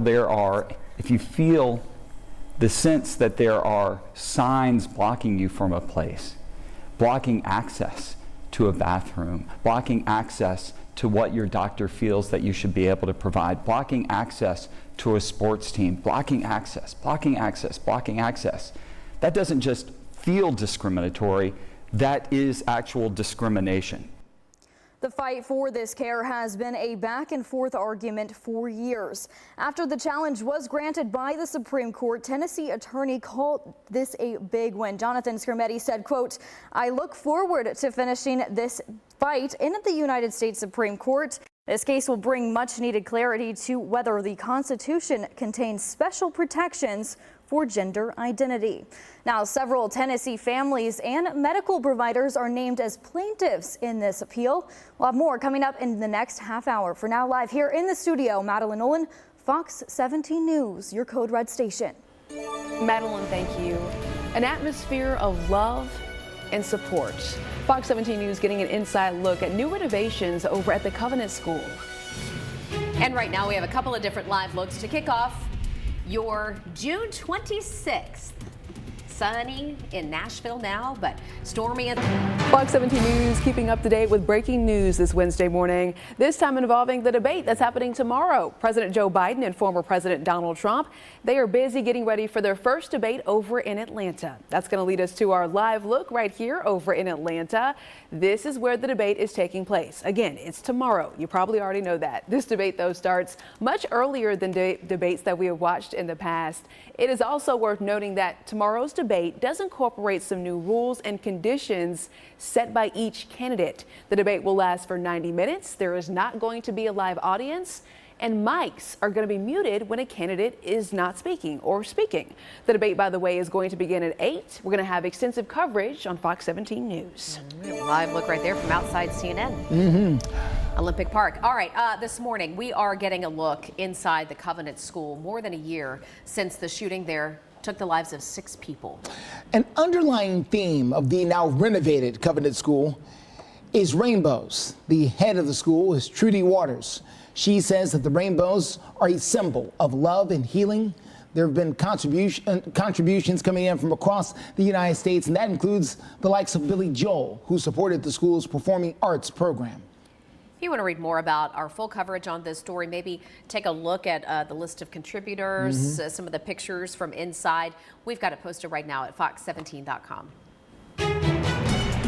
We're still watching for the possibility of some of these storms that try to get a little bit strong later on this afternoon. Everybody in our viewing area, this is all of southern Kentucky, all of Middle Tennessee included in that level 1 risk for some of these strong storms later on today. This is not going to be any sort of widespread severe weather event for us today, but a few of these storms later on this afternoon, I think that's the best time frame for this to happen, could produce some strong damaging winds, maybe just a little bit of hail. I think brief heavy rainfall is going to be likely with some of these storms too. The good news though, no tornado threat for us as we go throughout the day today. Radar has been showing some of these storms moving into our northwestern areas since about midnight or so. That is all weekend about just died on out now too. We still have the southern tail of that though that is starting to move into our far southwestern areas. Some of those storms are bringing in some heavy rain, a little bit of lightning too with some of those. Current temperatures, they are in the 70s for most locations. If we can stay rain-free for a little bit into the afternoon, we are going to warm up pretty good today. We're going to have temperatures going back to the low to mid 90s later on this afternoon.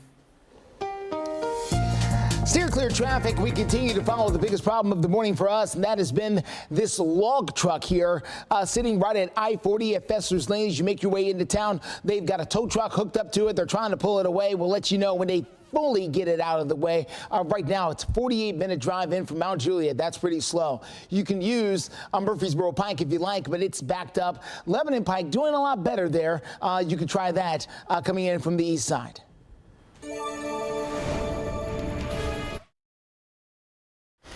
Welcome back. 7:45 is the time. Right now we're taking a live look over on Lower Broadway. Woo!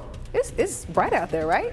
Sun glare. Lots of sunshine out there, but we are in a Code Red weather alert, so we do want to make sure you have your Code Red weather app handy and that you stay in the know. We're going to have the whole timeline for you. Severe weather includes the winds, the possibility of hail. Just be mindful, and we'll have that full forecast for you in a couple of minutes. Hey, speaking of the weather, do you feel like the heat is taking its toll on just about everything? Yes. Yeah, you, your house, your pets, maybe your car. This is a time of year when we see really intense heat, and it can absolutely impact how our cars are running. But we're trying to get some solutions for you. Fox 17 News' Johnny Maffey taking us live under the hood to tell us how to keep your car running smoothly in all the extreme weather. Good morning, Johnny. Good morning, Jen and Erica. So, well, say you go for a run, maybe you're just standing out here like me, your body needs to work a little harder. Well, AAA says our cars are working harder too in this type of heat. Now, like you said, we're showing you under the hood here. Some of this stuff can evaporate. You want to make sure you're checking your oil, but also those coolants and the fluids right here. And Terry's Service Center, they're right here in Nashville, and they've been fixing some ACs up this summer because that just stinks. I mean, the window doesn't provide much relief even if you're on the highway in this type of weather, if the AC's blowing warm or hot air. And so what they tell us is, and right now you're actually looking at some of the repair process for when they do check out people's ACs. If you have a leak, well, there's not much you can do besides go check it out at the service center. But one thing also they say is just if you're keeping up with those fluids, especially before some road trips and stuff like that, well, that can really make sure everything's operating smoothly. And we asked Kevin Criswell, he's one of the technicians there, but what to do if nothing's cooling down in the interior of your car. They're built for it. Cars are designed, I mean, we get a lot of high temperatures, but there's other places that, you know, these same vehicles will end up, they get much, much hotter. I think one of the problems is that maintenance becomes more of an issue in heat like this. You need to keep track of things a lot better. And the AC can only move so much heat around. So in our 8 o'clock hour right here on Fox 17, you're only live in local station until 9 a.m. We're going to talk more about those cans that you can buy at the store to try to fix the AC and pump it into the engine here in that coolant spot. We'll ask them if those even work. Live this morning in the parking lot in Nashville, I'm Johnny Matthew, Fox 17 News, your Code Red station. All right, Johnny, thank you so much. All right, so we're all trying to beat the heat. Brett told us just a minute ago he wants to take a waterfall trip. I love these waterfalls. Yeah, we here. have just a couple hours east of Nashville. We have some good ones, but I'd have to wonder if they're running well right now. You know, I don't know. We haven't seen a whole lot of rain. I know there's like some of those are from like the dams, but also we haven't seen a lot of rainfall. So I don't know. I don't know how they're looking right now. Hey, if you guys have been to any of the waterfalls in the last week, will you let us know? Hit us up. Tell us how they looked, if it's worth making the trip now, or maybe you should wait till we get a little bit more rain. Yeah, because I mean, I love those waterfalls. Me and a few of my buddies a couple years ago, we just made like a 2-day trip out of it. It was so cool. We hit up Burgess Falls, Fall Creek Falls. Wow. We tried to get to all those around. The Rock Island State Park was another beautiful area. Great right idea. when you exit the vehicle, you can just hear the roar of the waterfall. That one's really cool.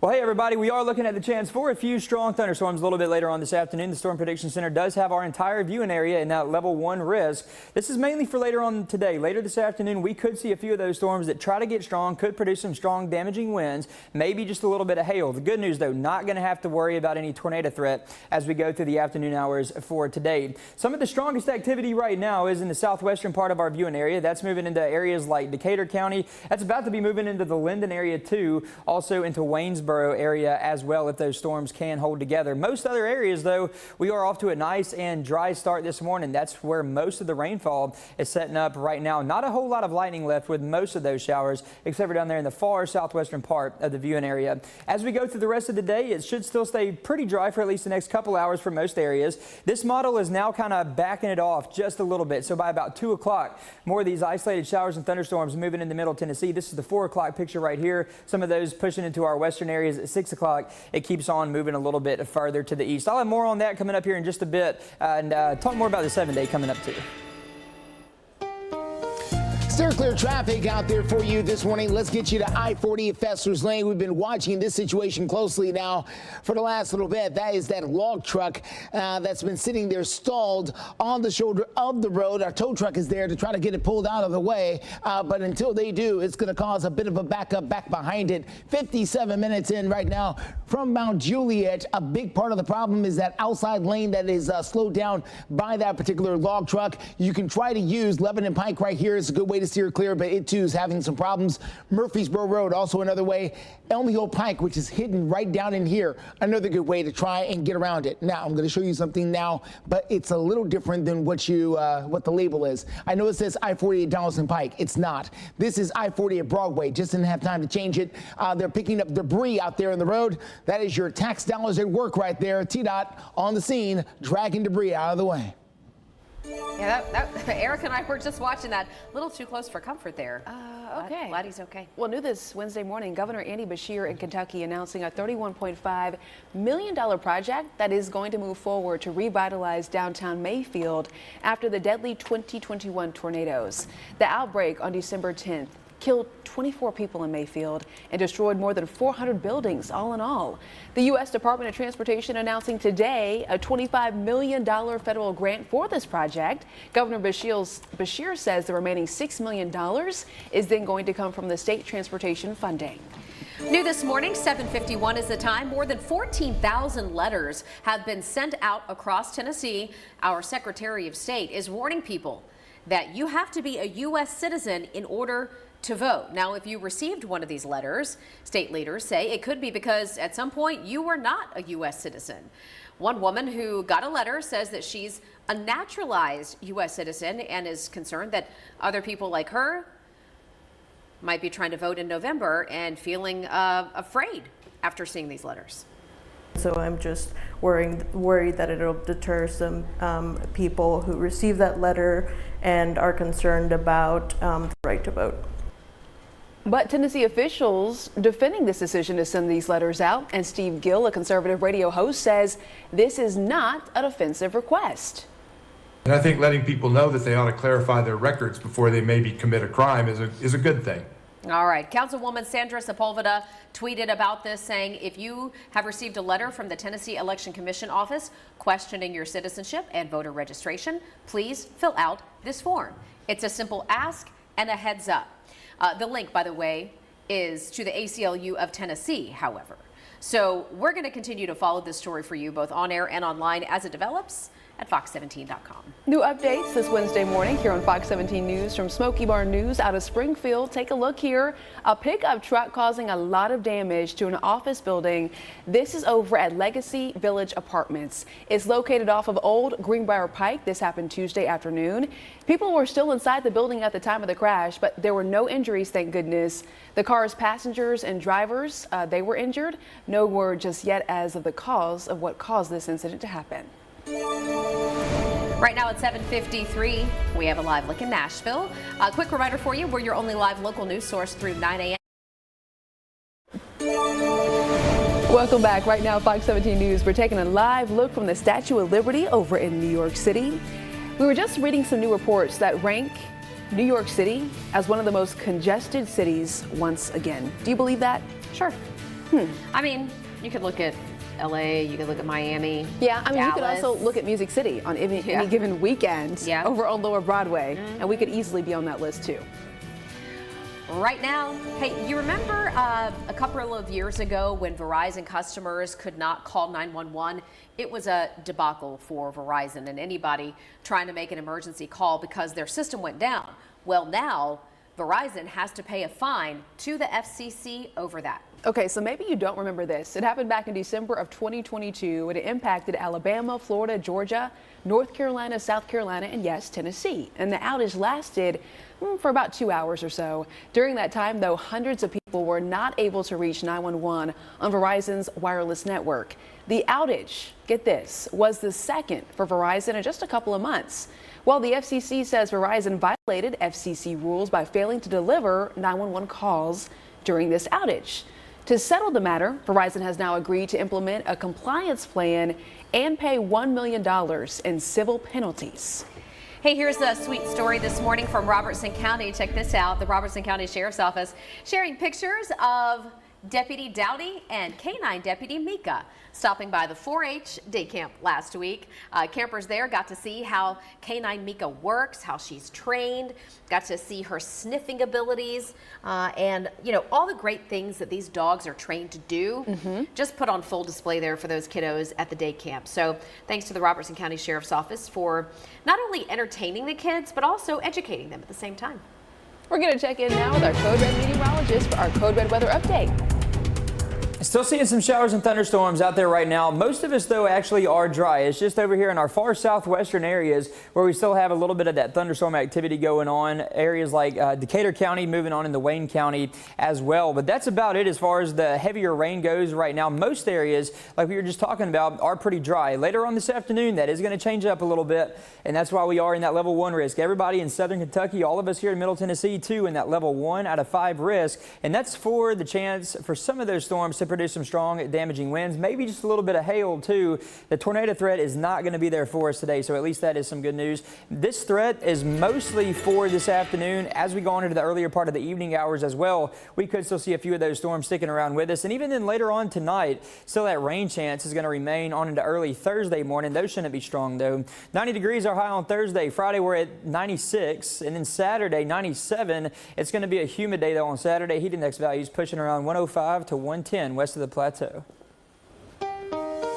Ooh, that's hot. All right, steer clear traffic out there very quickly, everybody. This is going to be a live look here at I-40 at Fester's Lane. We'll begin our 8 o'clock hour with a clean slate out there. They were able to move that log truck out of the way there, so no more problems on I-40 at Fester's. We'll show you some other sides of town as our 8 o'clock hour starts right now.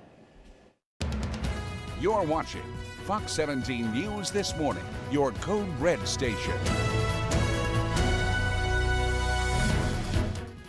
And it's a dry start for us right here in Nashville. A little bit of a cloudy start though too. More of that rain's going to move further east, leaving us mostly, or with most of us with a rain chance as we go throughout the rest of the day. I'll have more details on that and some of the threats you can expect coming up in just a bit. And right now on Fox 17 News this morning, new footage showing the Cross County police chase ending in 5 arrests. The newest video from Metro Police, and we'll get a closer look at the suspects. Thanks so much for waking up with us here on a Wednesday morning for Fox 17 News. I'm Erica Glover. I'm Jennifer Waddell. Glad to be here for you live and local through 9 a.m. The Code Red lights are on, so we do want to make sure you're weather aware, get you planned out for the rest of the day. Let's check in now with Brett Luna. And I've been showing some of these maps all morning now, but it is the big story for us as we go through the rest of the afternoon. We are still seeing the rest of the morning and rest of the afternoon too. Still seeing some showers and thunderstorms on the radar right now. The bulk of the activity for us though is still in the southwestern part of our viewing area. Those storms are also now starting to weaken up a little bit too. So more good news right there. All those storms that were moving in around the Tennessee River and a little bit north of that, all those storms have pretty much just died on out. So most areas are still pretty dry right now with the exception of our far western counties, seeing some showers and a few thunderstorms going on in some of those areas right now. A level 1 risk still in effect for the rest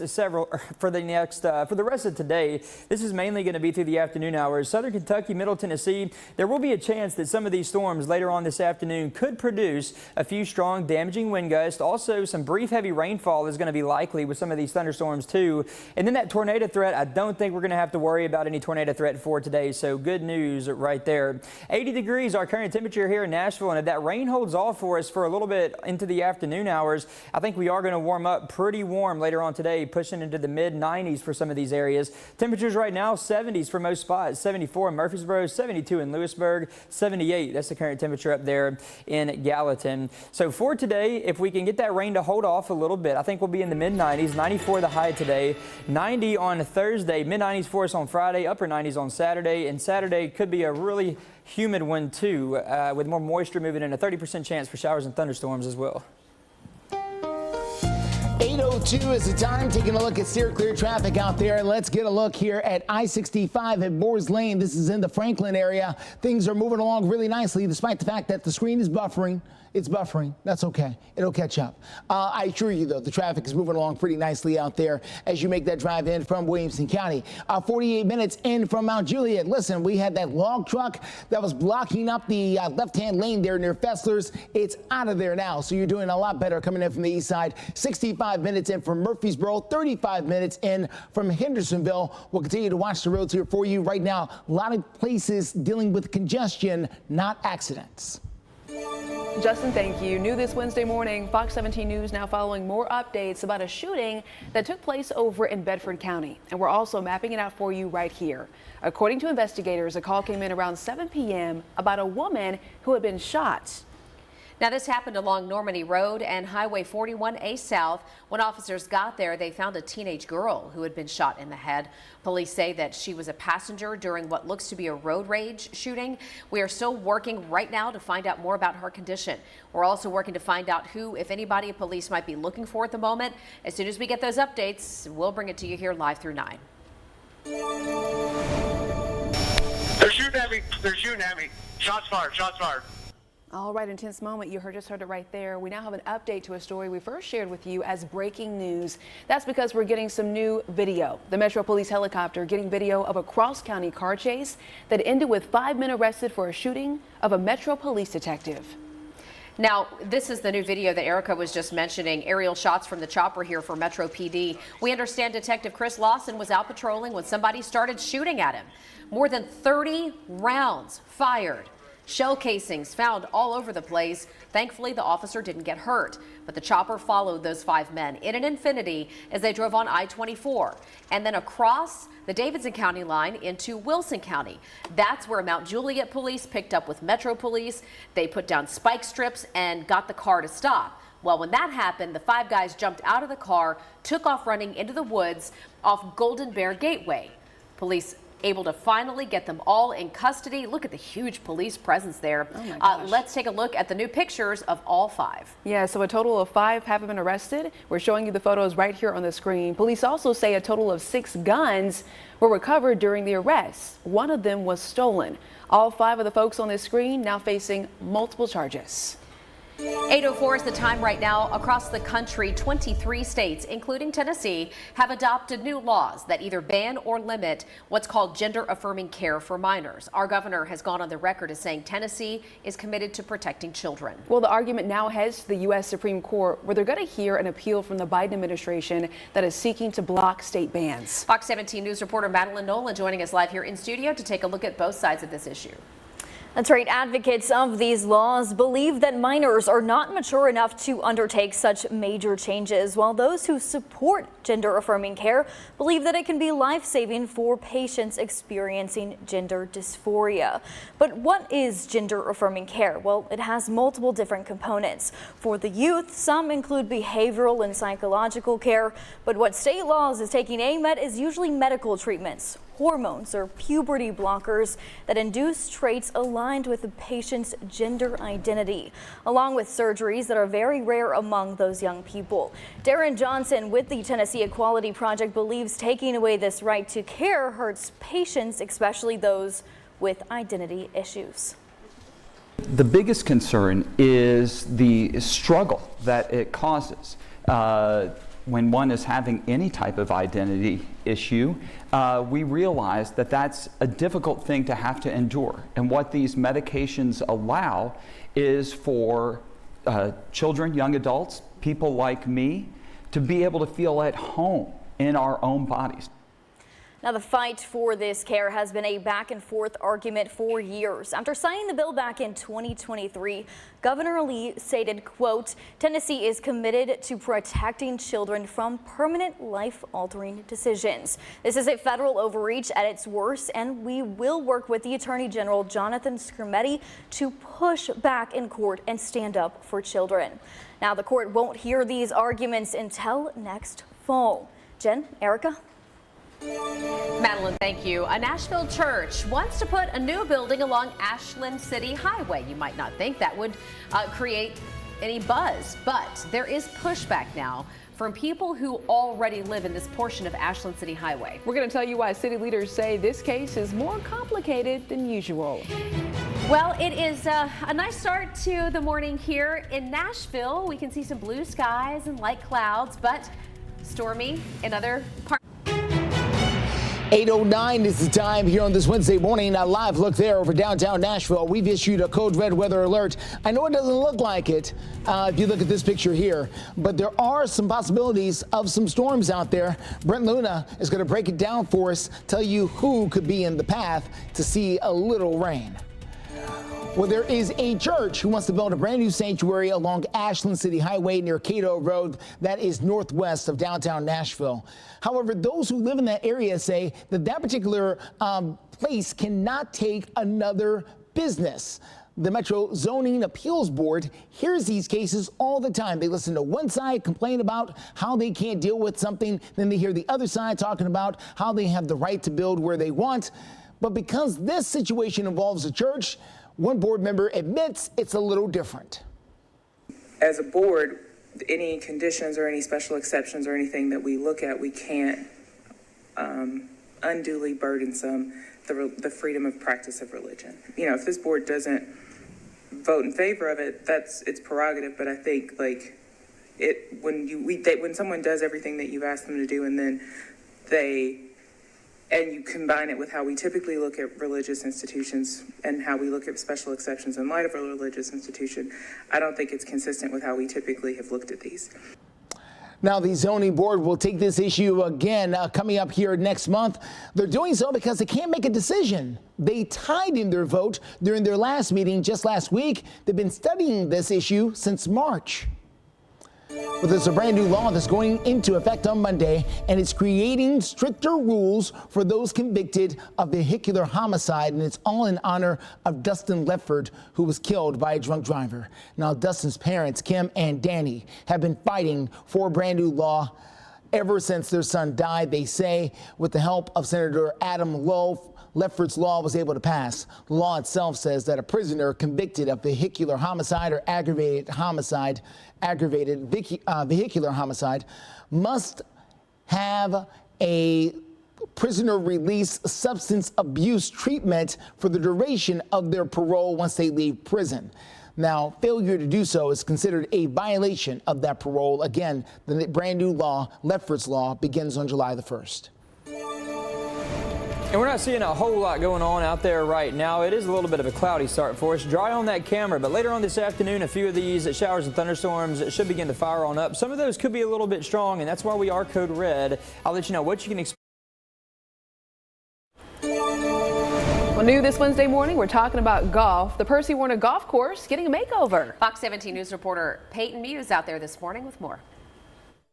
There's new greens and irrigation system, and the clubhouse actually got a little bit of a makeover as well. And we have John Holmes, the assistant director for Metro Parks. John, thank you so much for joining us. Thank you.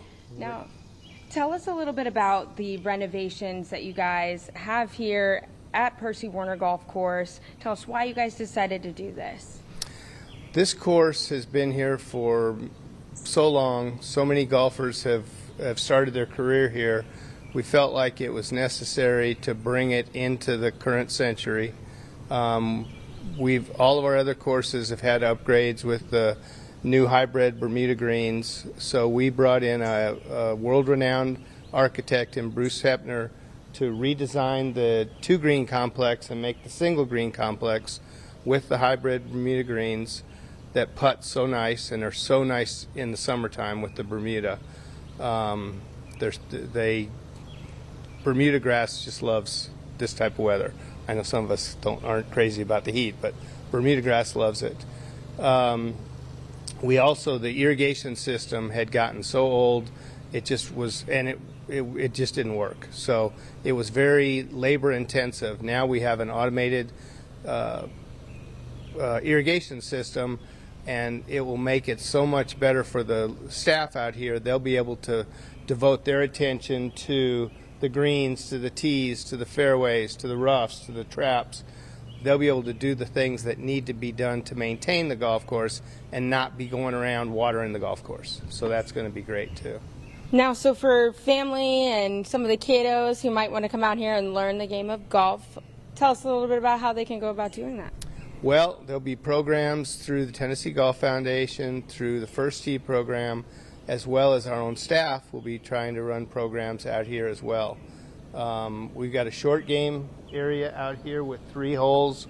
We'll be doing programs out there when we have the staff available to teach there, and we're very excited about all of the learning opportunities that will be. This is a learning course. This is a course where people that have not played before come to learn the game of golf. It's easy to walk, it's short, it's very playable. You can't really get in much trouble. You can hit it left, you can hit it right, and you're still going to find your ball, and you're going to be able to get around. So, and it's a family type of course. Mom, dad, the kids can all come out here, have a great time, and get around the course. Now this weekend, it's expected to be pretty busy since the golf course is opening up. I would say for the next month or longer, there's been a lot of anticipation. We've been getting calls literally for a year. When is this going to open? So there's a lot of people that have been looking forward to this. So if you do come out and it's difficult to get on, please be patient, because the newness will wear off fairly soon, and there will be opportunities to get out here. Right now, the tee sheet may be full, but you can call here, make a tee time, get on. At some point, we may go back to the old ball in a rack with no tee times, but right now, because of the demand, we felt the best way to operate was with tee times.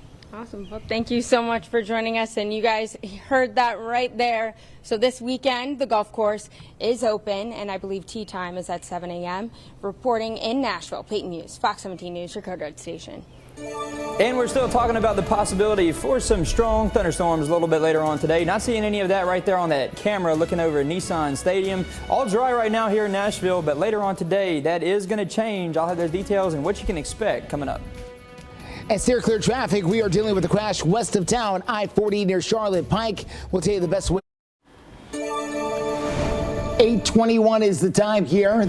Hot weather has been getting to a lot of people, plants, but of course your cars as well, who are having to deal with this. Yeah, yesterday I had the car sitting for a little while in a parking lot, and I could hear that fan kicking, trying to keep it cool, and then I looked, and then I looked at the thermometer on the dash, and it said 100. So yeah, right now we've got Fox 17 News reporter Johnny Maffey. He's popped the hood on a car this morning, getting some advice from experts on how to best take care of our cars and keep them running well in this heat. Well, Jen, like you just mentioned, I mean, the fans run harder in this heat. Also, some fluids can evaporate. There can be some circulation challenges.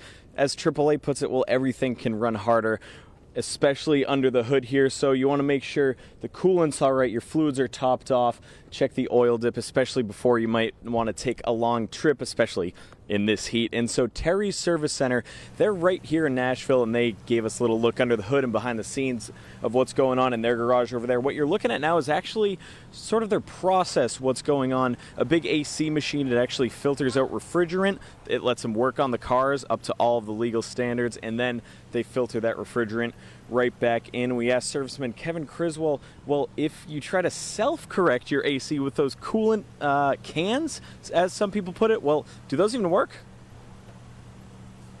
Refrigerant is extremely weight dependent, so they know exactly how much to put in the system.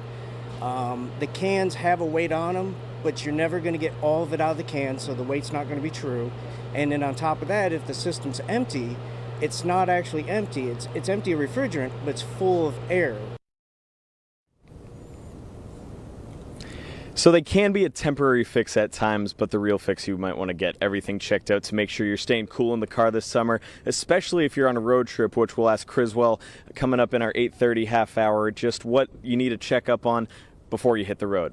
Live this morning in the parking lot in Nashville, I'm Johnny Maffey, Fox 17 News, your Code Red station. And we are in a code red alert today, and this is because of the chance for some of these storms this afternoon. A few of those could try to get a little bit on the strong side.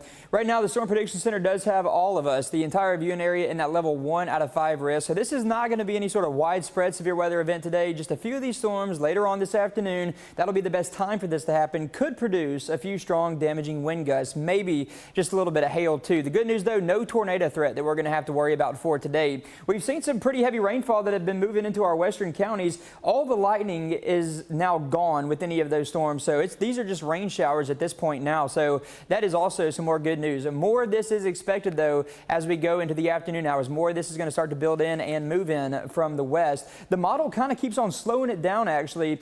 This model run right here, this is a different model than I was showing very early this morning. I think it's got a little bit of a better handle on it. By about 2-3 p.m., I think we could start to see some isolated showers and thunderstorms, and then we're going to have that kind of main line begin to push on through. That's the 4 p.m. picture right there. there. That's going to be crossing over Interstate 65 area late this afternoon, early this evening, and we could still see a few of those storms try to maintain a little bit of strength as well. A few of those showers remain through the overnight hours into early Thursday morning. These will just be some light rain showers, though, mainly for Thursday morning, and then we're going to be dry after that throughout the rest of the day. Friday shaping up to be a really nice day for us, too. I think Friday we're looking at dry conditions across Middle Tennessee. Mostly sunny, dry, and hot, though. 96 on Friday, 97 our high on Saturday. Heat index values, so what it could feel like could be anywhere from about 105 to 110.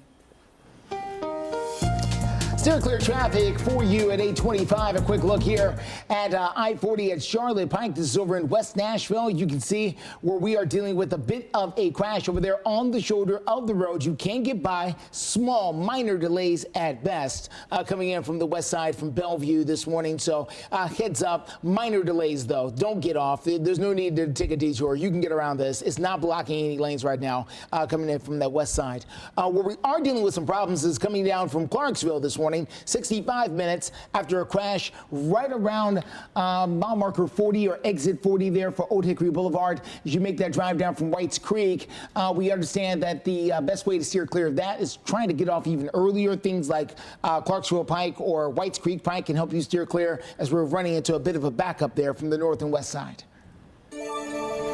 A huge win for the Tennessee Vols means a big party in downtown Knoxville. This is video from yesterday evening into the afternoon hours where they had the welcome home parade for the baseball team.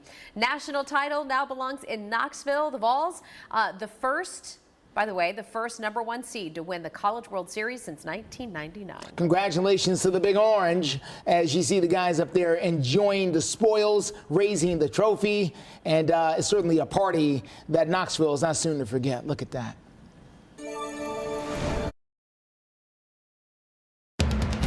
You're watching Fox 17 News This Morning, your Code Red station. And everything on that camera looking pretty calm right now. You can see some of those thick clouds, though. Later on this afternoon, I think we see a better chance for some showers and thunderstorms. Some of those could try to bring in some strong wind gusts. I'll have more on that for you here in just a little bit. And now on Fox 17 News this Wednesday morning, after the sudden resignation of a Gallatin councilwoman, her vacant seat now filled. What the new council member-elect has to say about his new role. Steer clear traffic at 65 at Dickerson Pike. A little slow on the north side of town. We'll tell you the best ways to deal with this. All right, Fox 17 News, thanks for joining us here on a Wednesday morning for our final 30 minutes. I'm Erica Glover. And I'm Jennifer Waddell. Let's get straight to our top story this half hour, and it is the weather. We have a code red weather alert in effect for today. The possibility of some strong pop-up storms with Brett. Yeah, Jen, I think the best chance for any of these stronger storms is going to come through a little bit later on this afternoon.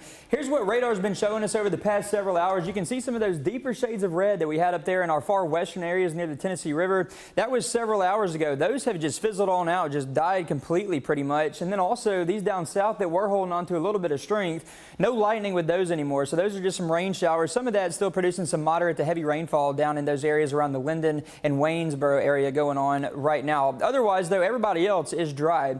Level 1 risk still in place, though, for all of southern Kentucky, all of Middle Tennessee. This is mainly going to be for this afternoon. No tornado threat today, so great news right there. This is going to be more of a damaging wind setup. Some of these storms that develop this afternoon do have the potential, at least, to produce some strong damaging winds, maybe a little bit of hail, and also those storms have a pretty good chance of producing some brief heavy rainfall at times as well. 80 degrees our current temperature right here in Nashville. Still seeing partly cloudy skies. Everybody else in the low to upper 70s for the most part. We do have a couple more lower 80s, but otherwise low to upper 70s, 74 in Crossville, 74 in Clarksville, and 75 down in Lewisburg. So going through the rest of the day, there will be that rain chance off and on. Showers and thunderstorms through this afternoon. That's going to carry on into the evening hours too. It's going to get hot too, especially if that rain can hold off a little bit into the afternoon. Going with 94 for the high temperature here in Nashville today, 90 on Thursday, 96 on Friday, mostly sunny, hot and dry. And then Saturday and Sunday, we bring in a 30 and 60% chance for showers and thunderstorms. Steer clear traffic takes us to I-65 at Dickerson Pike on the north side of town. You can see how traffic is moving along really well there on that north side, despite the fact we do have some slowdowns. A lot of congestion is what we're dealing with, mainly the outside lanes. If you're here trying to go towards I-24 to Clarksville, you see these cars flying along, they're the ones who are going there. The other lanes are probably going into downtown Nashville, and that's where the slowdown is. It looks this way pretty much from here all the way to Fern Avenue. You could try to take Dickerson Pike or Gallatin Road as the best way to steer clear. This is the other side of 65. 65 at Harding Place down on the south side of town. We're doing okay coming in from there. Places like Franklin and Brentwood, Thompson Station. This is part of your drive. Doing pretty well so far. Now to an update this morning out of Gallatin, where the city of Gallatin has a new council member. Yeah, this comes after a little bit of drama over the last few weeks involving Councilwoman Eileen George, who resigned, claiming fellow council member Pascal Jouvence of bullying her. Jouvence denied the accusations. He even went so far as to file a cease and desist order against Miss George. Well, overnight, Gallatin City Council did elect a new council member. They voted on Aaron Allison, who talked right before they took that vote. Let's listen. Finally, I want to say this, is I'm here to leave with friends. I'm not looking to make enemies. I'm not looking to be loyal to one group or another group. I want to work with this council, and at the end of the day, I want us to be friends, not because we always agree, because there'll be times I know that we won't agree. But what we can agree upon is we want this city to prosper, and together we can have a fresh start. Not looking to make enemies. That's what he just said. Allison won the seat with a vote of 4-3. He is going to be sworn in at the next city council meeting, which is set for Tuesday. A 2023 state law here in Tennessee bans gender-affirming medical care for transgender youth. It's now been challenged, and this appeal is going to be heard by the U.S. Supreme Court. We're getting some more details now from Fox 17 News' Madeline Nolan live in the studio. Good morning. Good morning, and that's right. The Tennessee law prohibits medical providers from treating transgender youth with gender-affirming medical treatment. Now, the law ended care March 31st of this year. The gender-affirming care provided those who may experience gender dysphoria with medical treatment like puberty blockers or hormone therapy. Supporters of this legislation argue that children may be too young to undertake such major changes, while supporters of the care, including Darren Johnson with the Tennessee Equality Project, believe that this is a necessary right, and laws banning it only furthers discriminatory acts against the LGBTQ+ community. If you feel the sense that there are signs blocking you from a place, blocking access to a bathroom, blocking access to what your doctor feels that you should be able to provide, blocking access to a sports team, blocking access, that doesn't just feel discriminatory, that is actual discrimination. The fight for this care has been a back and forth argument for years. After the challenge was granted by the Supreme Court, Tennessee Attorney General Jonathan Skrmetti called this a big win for the state, saying, quote, "I look forward to finishing the fight in the United States Supreme Court.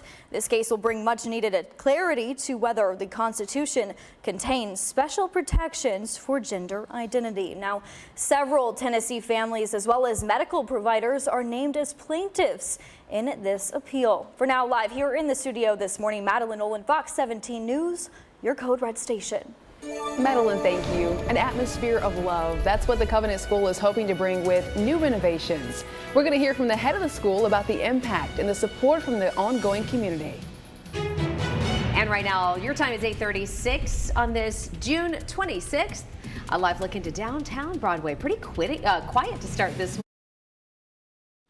8:39 is the time. We do have an update this morning as we're getting a look inside of the Covenant School more than a year since that mass shooting that killed 6 people. Yeah, an underlying theme here at the school is rainbows. The head of the school, Trudy Waters, citing the rainbow's symbolism of love and healing. There have been a lot of contributions coming in from across the country to make this happen. People like Billy Joel supporting the school's performing arts program. If you want to read more about the full coverage of everything that has happened at Covenant over the last, what has this been now? I guess 15 months or so.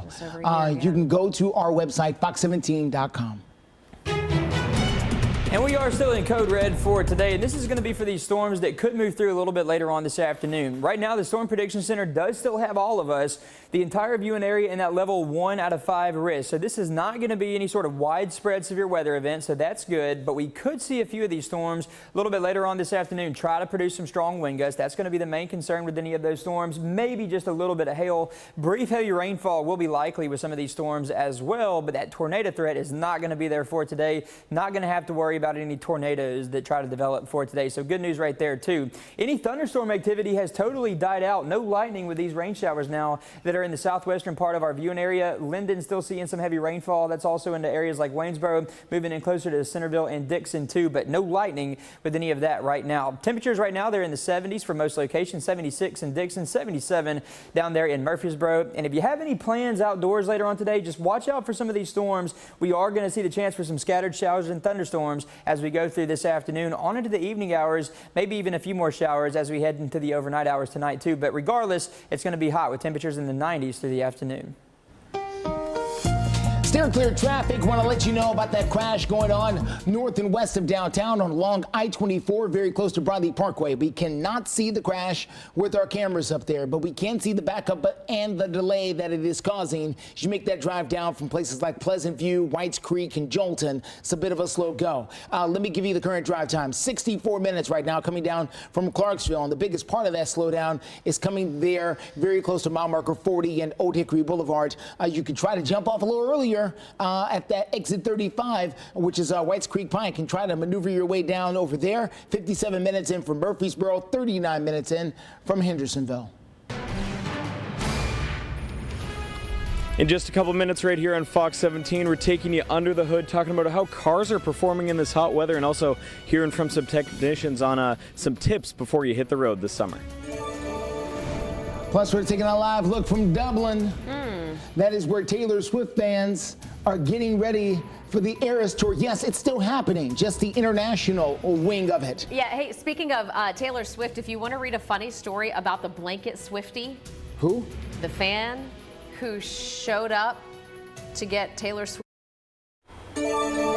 We have some new information this morning. A man who was granted his freedom after testifying in the case of murdered nursing student Holly Bobo is now going to spend nearly 2 decades behind bars. And this is an update to a story that we have covered for years. Jason Autry was just sentenced Monday to 19 years in federal prison on weapons charges that were not related to the Holly Bobo case. Autry was a star witness in the 2017 trial of Zachary Adams. Adams found guilty of kidnapping and killing the nursing student Holly Bobo in 2011. Autry, though, made a deal with prosecutors for leniency in exchange for what turned out to be graphic testimony against Adams. He has since claimed that he made up that entire testimony. This latest prison sentence on the weapons charges comes after pleading guilty to being a felon in possession of a gun in 2020. Well, it is no secret, okay, that it is certainly so hot here in Middle Tennessee, and it's impacting just about everything: plants, pets, cars. You know what I noticed yesterday when it hit 100 on my car? What? The air pressure in my tires kept going up. Started out at like 35 and then like crept up to 38. So it impacts our cars in different ways. We have our Fox 17 News reporter Johnny Maffey live right now telling us what we can do to make sure we stay moving along smoothly out there on the roads. Yeah, definitely. Well, one thing technicians over at Terry's Service Center were telling me, Jen, is before you have a big road trip, especially in this heat, you do want to make sure you check that tire pressure. But we'll talk more about that in a sec. Everything in your car is working harder right now. You hear the fans going. Also, things can evaporate in here. Some of those fluids and coolants, you want to make sure you check your oil too. Check those dipsticks, and top off things you need to. Now, we've been talking about air conditioners a lot this morning. Well, Terry's Auto Service Center, they're the ones right here in Nashville, and They were showing us some of that process, which you're looking at right now, of behind the scenes of, the big AC machine you're seeing there, and filtering in and out the refrigerant when they do make those repairs. Now, one thing though, obviously the big holiday week next week, right? It's the 4th of July. Everyone's been looking forward to it, circling on their calendars. Well, if you are hitting the road, Kevin Criswell has a few tips to check out on your car. Tire pressure, coolant, oil, check all your fluids, check your tire pressure, do a good walk around the vehicle, make sure there's nothing leaking that isn't supposed to be. When the air is running, you will see just water dripping off. That's condensation. That's completely normal. And so Criswell was also saying that it's not just old cars that they're seeing being affected by this heat, but it is new cars too, and really every vehicle here on the roads. Live in Nashville, I'm Johnny Matthew, Fox 17 News, your Code Red station. We'll send it back over to the studio. And you heard Johnny talking about it. It is going to be hot as we go through these next several days. And I think Saturday is looking really warm, especially when you factor in that humidity. More on that here in just a second. Right now, though, here's what we're looking at. Level 1 risk for the entire viewing area for these storms later on this afternoon. And that is because we could see a few of these thunderstorms later on today try to produce some strong damaging winds. That's going to be the main concern. The tornado threat is not there today, so that is good news. I don't think we're going to have to worry about any sort of tornado situation for today. Just some strong damaging winds possible with a few of these storms later on this afternoon. None of us are seeing any lightning anymore. Most areas are actually dry now, too. Still seeing some moderate to heavy rainfall down there in our southwestern counties, and that is it on the radar for right now. And some of these recent model runs, this model updates every single hour. I'm having to show you a little bit of a different model, but they've kind of slowed that storm arrival coming into our western counties. I think we could start to see some of this, though, around 2 o'clock, 3 o'clock, begin to move into our western counties. Some of those isolated showers and thunderstorms. It's going to start to move a little bit further to the west as we head throughout the rest of this afternoon as well. This is the 4 o'clock picture on this map, but some of the more recent model runs do slow it down just a little bit, about an hour or two maybe. So we will see those storms that move through later on today. That'll be the best chance for any of that strong activity if we can get any of that to develop. 90 degrees are high on Thursday. That's going to be the coolest day. We're in the mid-90s on Friday. Let's get to your steer clear traffic at I-24 Broadley Parkway. We are dealing with a crash that we cannot see on our cameras, but clearly it's causing a slowdown here. It's coming up there at exit 40, which is Old Hickory Boulevard. As you make that drive down I-24, you can see the backup right here. The problem is the way to steer clear is not very convenient. You can jump off 5 miles behind this at Whites Creek Pike and try your way there. If not, you want to give yourself extra time because it is going to slow you down there trying to make that drive in. From the south side, we're looking much better. 65 at Harding Place there as you make your way close to 100 Oaks. You've got that doctor's appointment over there near Vanderbilt. No problems at all. We're doing just fine. Overall drive times here, not too bad. Clarksville is our biggest problem right now, 64 minutes. Again, that slowdown coming down from Whites Creek and Jolton, very close to Old Hickory Boulevard. Justin, thank you. At 8:50 right now, more than 14,000 letters have been sent out across the state of Tennessee coming from our Secretary of State, warning everybody you have to be a U.S. citizen before you can vote. If you received the letter, state officials say it could be because you were not a U.S. citizen when you got your ID. But one woman who got the letter says that she is a naturalized citizen, and now she's worried that other naturalized citizens like herself might be worried about whether or not they can vote come November. So I'm just worried that it'll deter some people who receive that letter and are concerned about their right to vote. But Tennessee officials are defending the decision to send these letters, including Steve Gill, a conservative radio host who says this is not an offensive request. And I think letting people know that they ought to clarify their records before they maybe commit a crime is a good thing. Councilwoman Sandra Sepulveda tweeted out this message. If you have received a letter from the Tennessee Election Commission, the office, questioning your citizenship and your voter registration, please fill out this form. There is a link to this form over on our website, fox17.com. By the way, we'll continue to follow this story as it develops. And at 8:51 right now, taking a live look from The Rock, where the Tennessee campus is all hyped up for the College World Series Championship. What I love about this new view is it's a different take on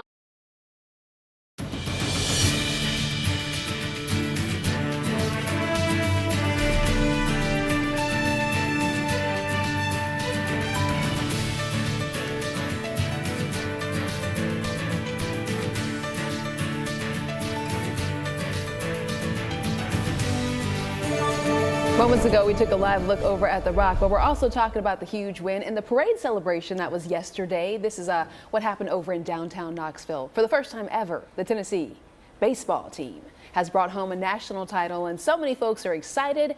They marked the occasion in a pretty big way. I was surprised that many folks got out there. I guess everyone got off work early and said, we got to celebrate. Sure, they had a note, a doctor's note. Yeah. To miss work. School's already out, but yeah, it looks like a big old party. Congratulations again to the Vols. 8:55. If you're going to be outside today, whether it's a baseball game or you're walking the dog, going for a jog, going to the pool, trying to play golf. Yeah, and I don't know if it's going to be the best day for some of those outdoor activities, but if you can get them in within the next few hours, you might be all right. But later on this afternoon, a cold front's going to try to move through, and that will leave us with a chance for some of these showers and thunderstorms as we head through the afternoon hours. Some of these could produce when severe weather threatens. Download the Fox 17 News Code Red weather app now. You're watching Fox 17 WZTV Nashville.